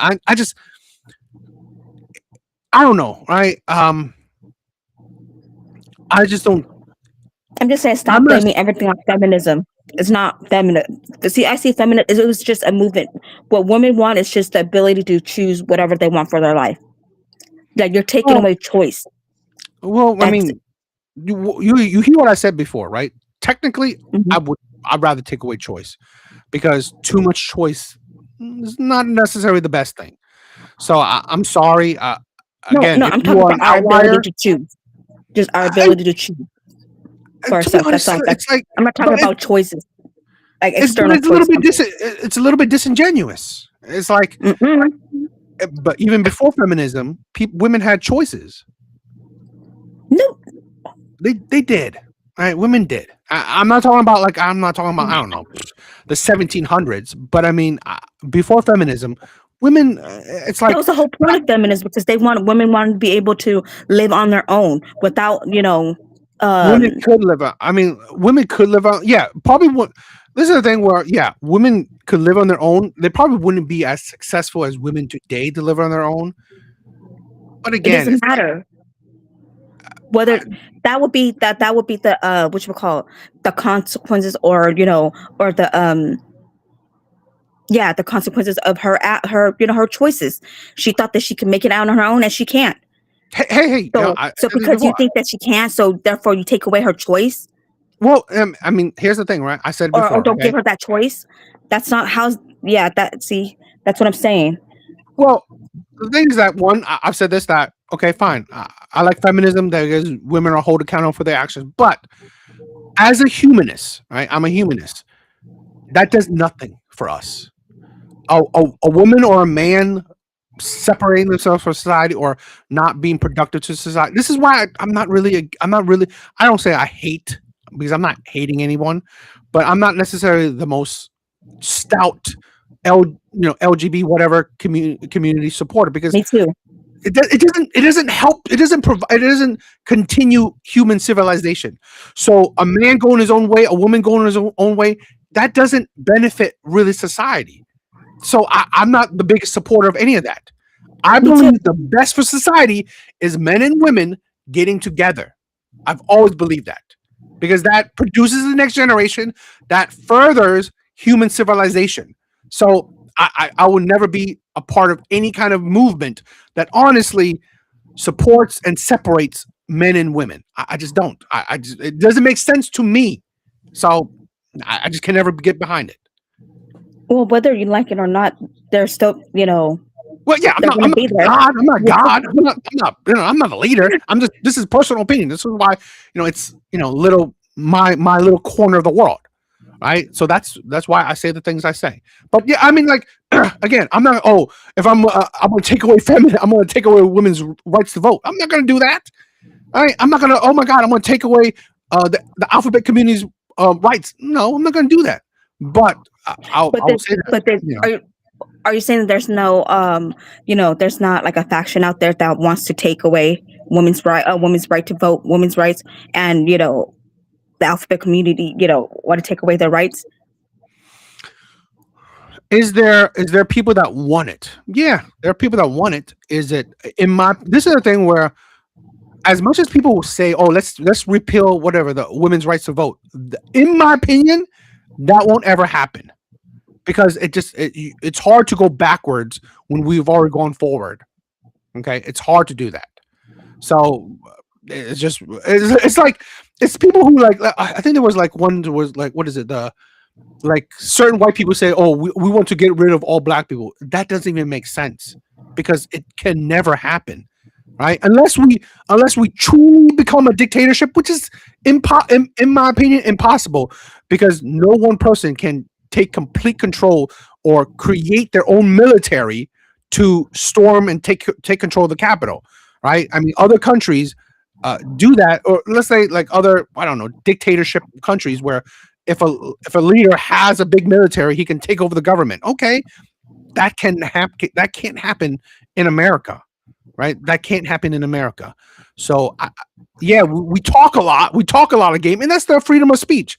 We can talk a lot of game. We can say our own conspiracy theories. Okay, cool, whatever. That's the fun of, like, okay, you have a conspiracy theory, let me talk about it. Okay, but it means nothing in the grand scheme of things. Right? So I don't hate it. Maybe that's the issue then, right? Quit trying to, the reason why, like, that's what, like I said, I think feminism it's more of a reactionary. It's, and I understand that that's why we have the red pill, the manosphere space, because that's reactionary also. Mm-hmm. So like, yeah, like I understand, like I get it, but it's like, what good does it do if you're like, yeah, that's why, you should go back to the kitchen. Like, it makes the woman go, you know what, like, screw you then. Tell me that I belong in the kitchen. That probably is the best place for you. Oh, can't believe you said that. What can I say? Wow. But this is a thing where I've said this before, where even if I don't like certain things, that is why I love America, because I should hear, even if you spout hateful shit, I should still want you to do it, because at the end of the day, I can say something back to you. Okay, that's what I love about America, and we should be able to do that. Okay, I don't want to censor things, even if someone says crazy things about Asian people. Okay, well, I'm going to come on and I'm going to talk. I'm going to debate you on it. I'm going to have a conversation with you on it, because you have this is America. You have the freedom to say whatever you want. But guess what? I also have the freedom to say shit back to you. And I like that, because you look at the UK. If I say something that, okay, hurts your feelings, I can be arrested for that. That is fucking crazy to me.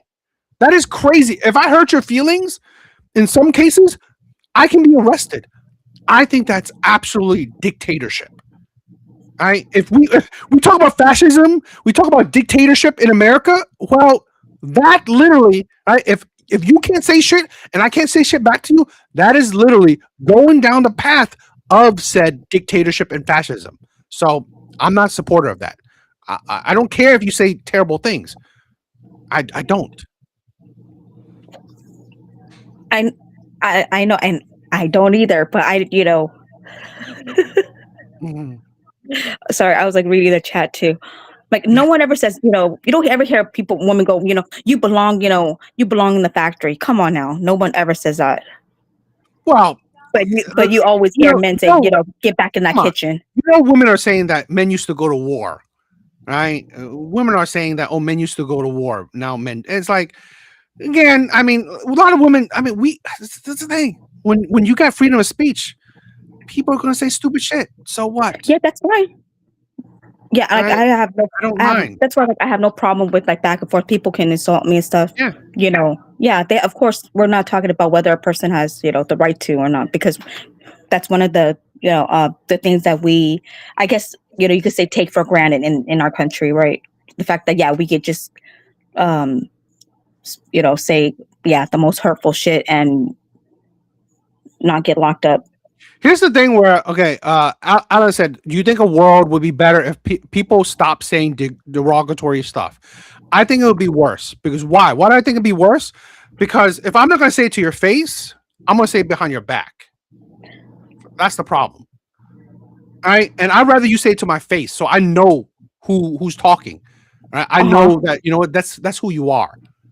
Right? I've said this before where this is why I don't like Democrats, right? Today is because they will hug you, right? They will hug you. While hugging you, they may stab you in the back. While as much as we hate the Republicans, if they're going to stab you, they're going to stab you to your face.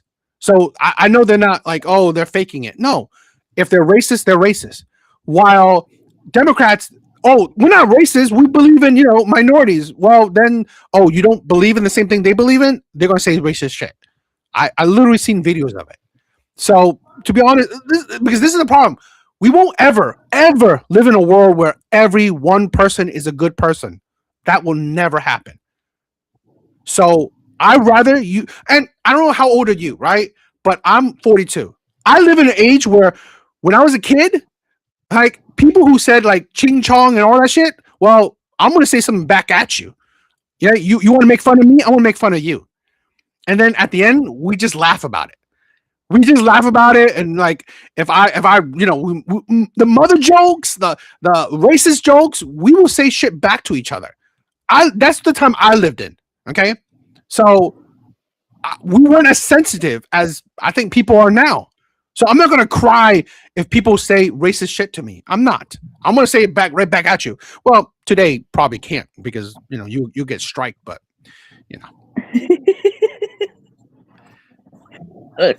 I to me it's just if I hear like hateful stuff, I just of course I'm gonna say something back, but that's as far as I'll go though. Like I never mind like the back and forth. No, to be honest, Alan says no. Like no one ever stabs you in the back at all. It's like a hypothetical mostly. Like, do you think it would be a net positive or negative for people to stop saying slurs? Okay, do I think that if the world was all good people compared to, it's like, yeah, I mean, if we were all good to each other, great. But it's like, it's literally that, a hypothetical. It's just something that will never happen. So yeah, would I love it if people don't say derogatory things to each other? Of course. Yeah, that'd be great.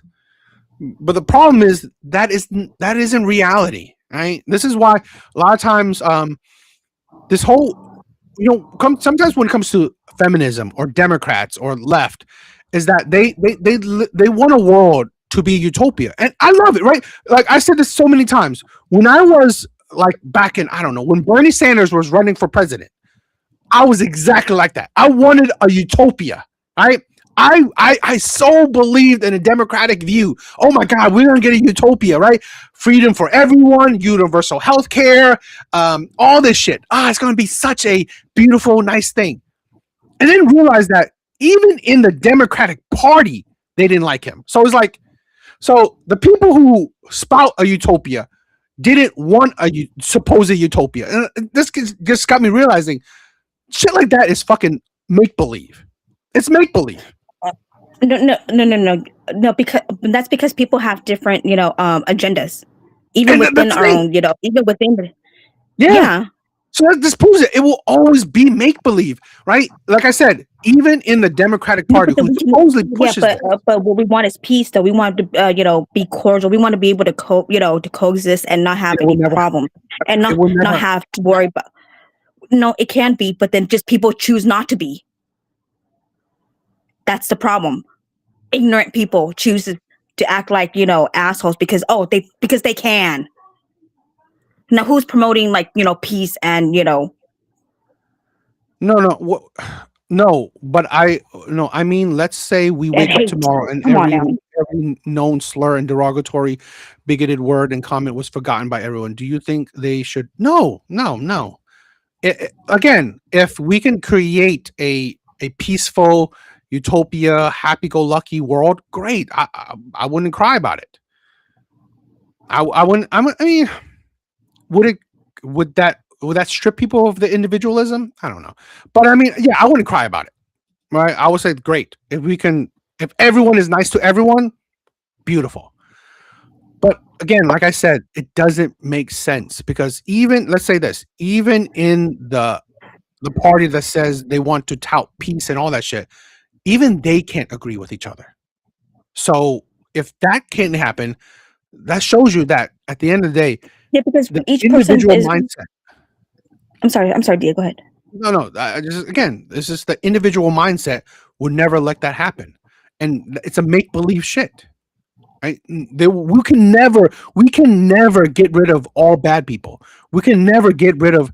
Again, this is the thing where human beings just don't think the same, right? In general, right? Yeah, There will but always see, be but one person then that thinks the left is more about inclusivity and promoting like I understand that of course we will all we would all we would always have disagreement because each Yeah. person are their own people, but the left promotes more community than the right. Do they? The right. Of course, the right is all Do about they? individualism. No. Do they? Would they? No, actually, they're not. They're about family. Do they No, include? they're not. The right is conservative. They spout traditionalism, but then are they following traditionalism? No. How's not? I mean, they have the right has more marriages. They promote marriages, right? They promote marriages, and here's the thing, right? Okay, but to say that the left is the Democrats is more inclusive, do you believe that they're happy about or they're very inclusive or they're very inviting to the right? I don't think so. They're Yeah. really not. No, they're not. The right wants to ship us off. A person of different skin tone, skin color wants to ship us off. What are you talking about, DA? Who? Don't use the illegal immigrants as a ship off thing. That's no. No, that's only the people on the right. They don't want more mixed people in this country. And if you go even deeper inside, you have again the Fuentes. They want to ship us out of this country, even though we may be born here. They don't want us in here. First of all, I don't care. I've never supported to deport immigrant Americans because that doesn't make sense. You can't deport me anywhere, right? You can't deport me anywhere because nowhere would accept. What if they offer you money? But they can't because then the other nation has to accept you. And why would the other nation accept someone that's not a citizen of their own nation? They can't do that, right? That's impossible. That can never happen. It just can't because then you have to assume that the other country, the other nation would accept you. They wouldn't because they have immigration policies. Now, I'm a big supporter of deporting illegal immigrants, right? So I don't care. I'm not against that. But again, we have extremists always, right? If you're talking about extremists who's like, oh, I want to deport everyone that's a minority. Well, that's a stupid take. So that Yeah, doesn't matter. but then it's okay for you to point out the extremists in our side, but it's not okay for me to point out the extremists on your side. Who says it's not okay? I never said it's not okay. Because you're saying that, I'm using extreme, DA, are you still here?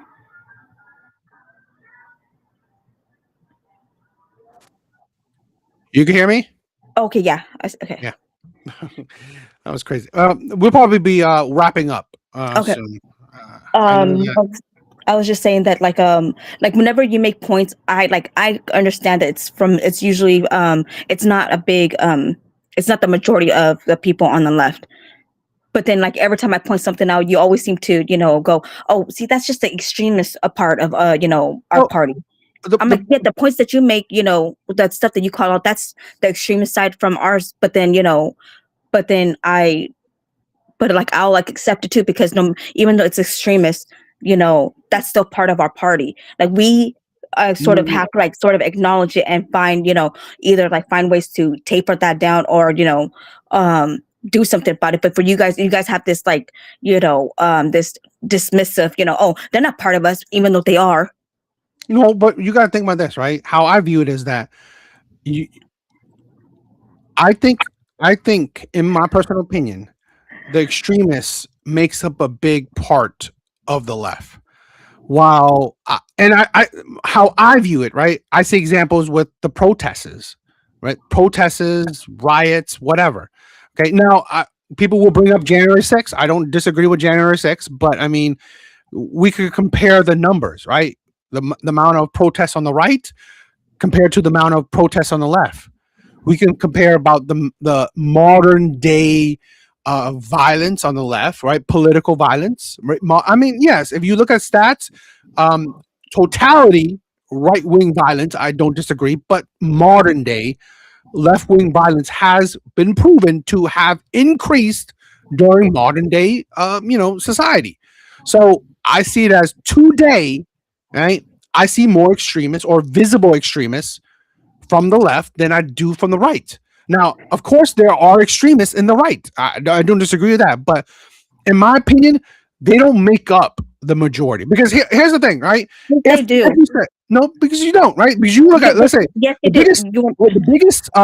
biggest death, Charlie Kirk.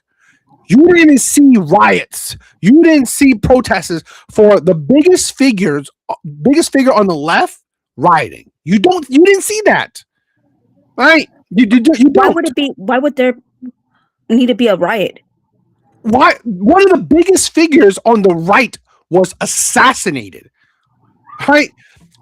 George Floyd, right? George Floyd was he was a nobody in the black community, yet he qualified for a riot. He qualified for injustice as in.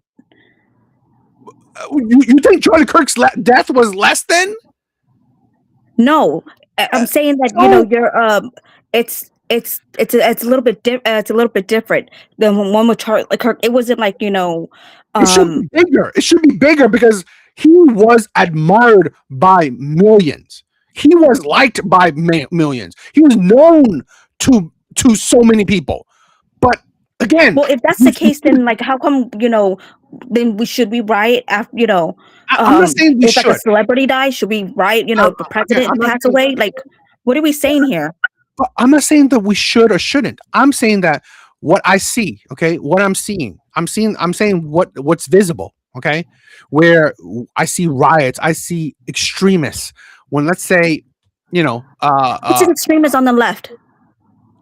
What, like, okay, all the things when it comes to the ICE situation. Okay, you've seen people who drive into ICE facilities. You've seen people who, throw rocks at ICE agents. You see. Do you see what the ICE agents are doing? It doesn't matter. Oh, okay. So it's okay and that's the thing, right? It's okay for government to treat us like shit. But it's extremism, right? It's extremism. Right? That's the thing where if that's not extreme action. Okay, maybe misspoke then. I'm talking about like, because like the Fuentes part, right, of your on the right, you guys go, oh, they have extreme ideology. What do you consider? It's a bunch of people talking. Okay, I don't necessarily. Say that they don't. I don't. But I'm not saying that it's not They used to say extreme. that people I'm who sorry. AOC, do you consider AOC extremists? The some of the stuff I do, but I don't. I mean, like, her actions might not be the most extremist, but I mean, her rhetoric wouldn't You be. just think as that a far woman off- with blue hair is extremist, DA? No, I'm talking about words Yes, you and guys actions, do. right? I'm talking about words and actions, right? I can agree that Nick Fuentes is extremist because of his words. I can say that AOC is extremist sometimes because of words, but I also can say the actions is also an extremist as well. And I don't see as much action on the right as I do on the left. It's just how it is, right? We can even out, right? Yes, there's extremist words on the right, there's extremist words on the left. But as the left, also they have extremist actions. I don't see equivalent to extremist action on the right. I mean, you point it out for me. Just because like the left chooses to use an extreme tactic, that doesn't make them extremists in ideology. Don't do that. I mean, if you're doing extreme shit, you're doing extreme shit. Colin Kaepernick kneeling down, you guys call that what you call it extremist when that's not even nowhere near extreme. I don't know if I don't think I've heard people call that extremist. I mean, I think that's why it blew up. Why do you think it blew up? It blew up because it's like all he did was he nailed it. He was quiet.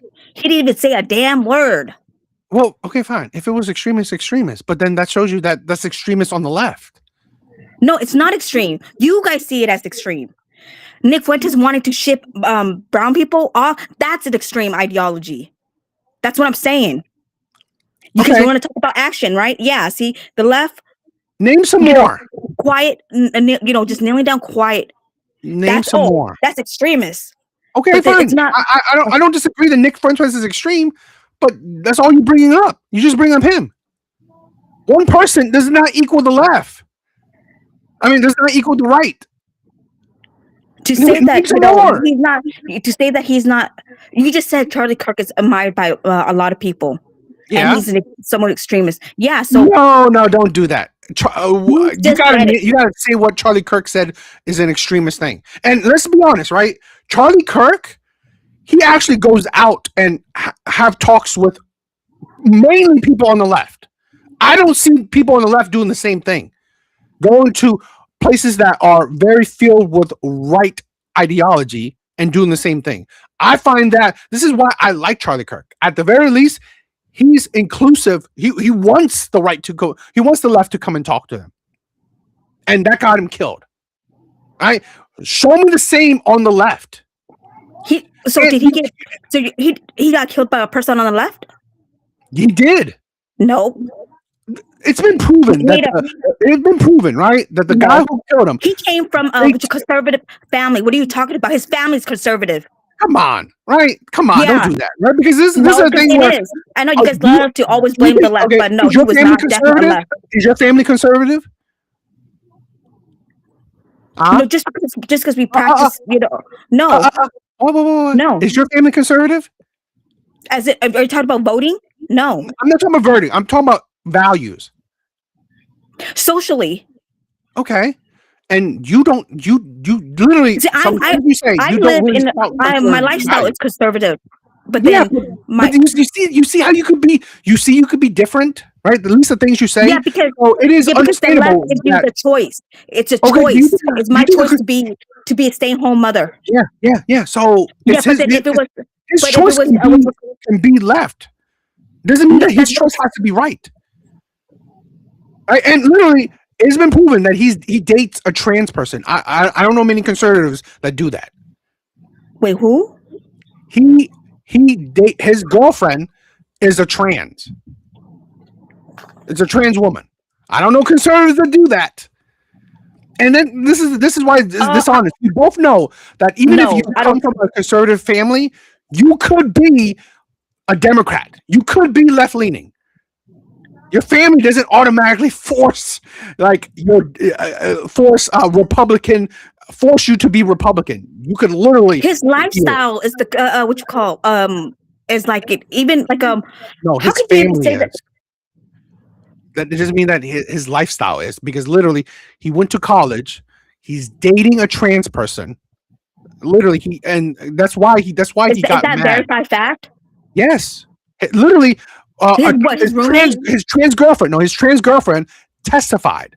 Went on stage. Went in court to testify for him. So Oh, it I is don't know about proven. that.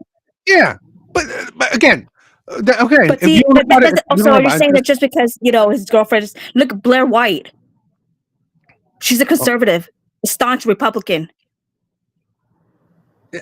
Do you know who Blair White is? Is that? Yeah, but this is the thing. Well, I'm just saying that like we can both agree that even if you come from a conservative family, you I know, could. but you made that. I get it. Yes. I don't like again. All right, I don't know. We can both agree too. We don't know many conservatives that would necessarily be all supportive of the trans community. That's a fact. I mean, like, No, see that's what I'm saying. Like in this day and age, where like you could be what you call a progressive, but then yet live a traditional lifestyle, or you could be a gay couple, but then be Republicans. yeah. So Because I'm not. because now everything is like sort of it's everything is gray, everything Yeah, has blurred. but let's say this, right? Whether we can, whether we don't need to dig. Come on, evil Eddie. Yeah, it's like, yeah, don't worry about that.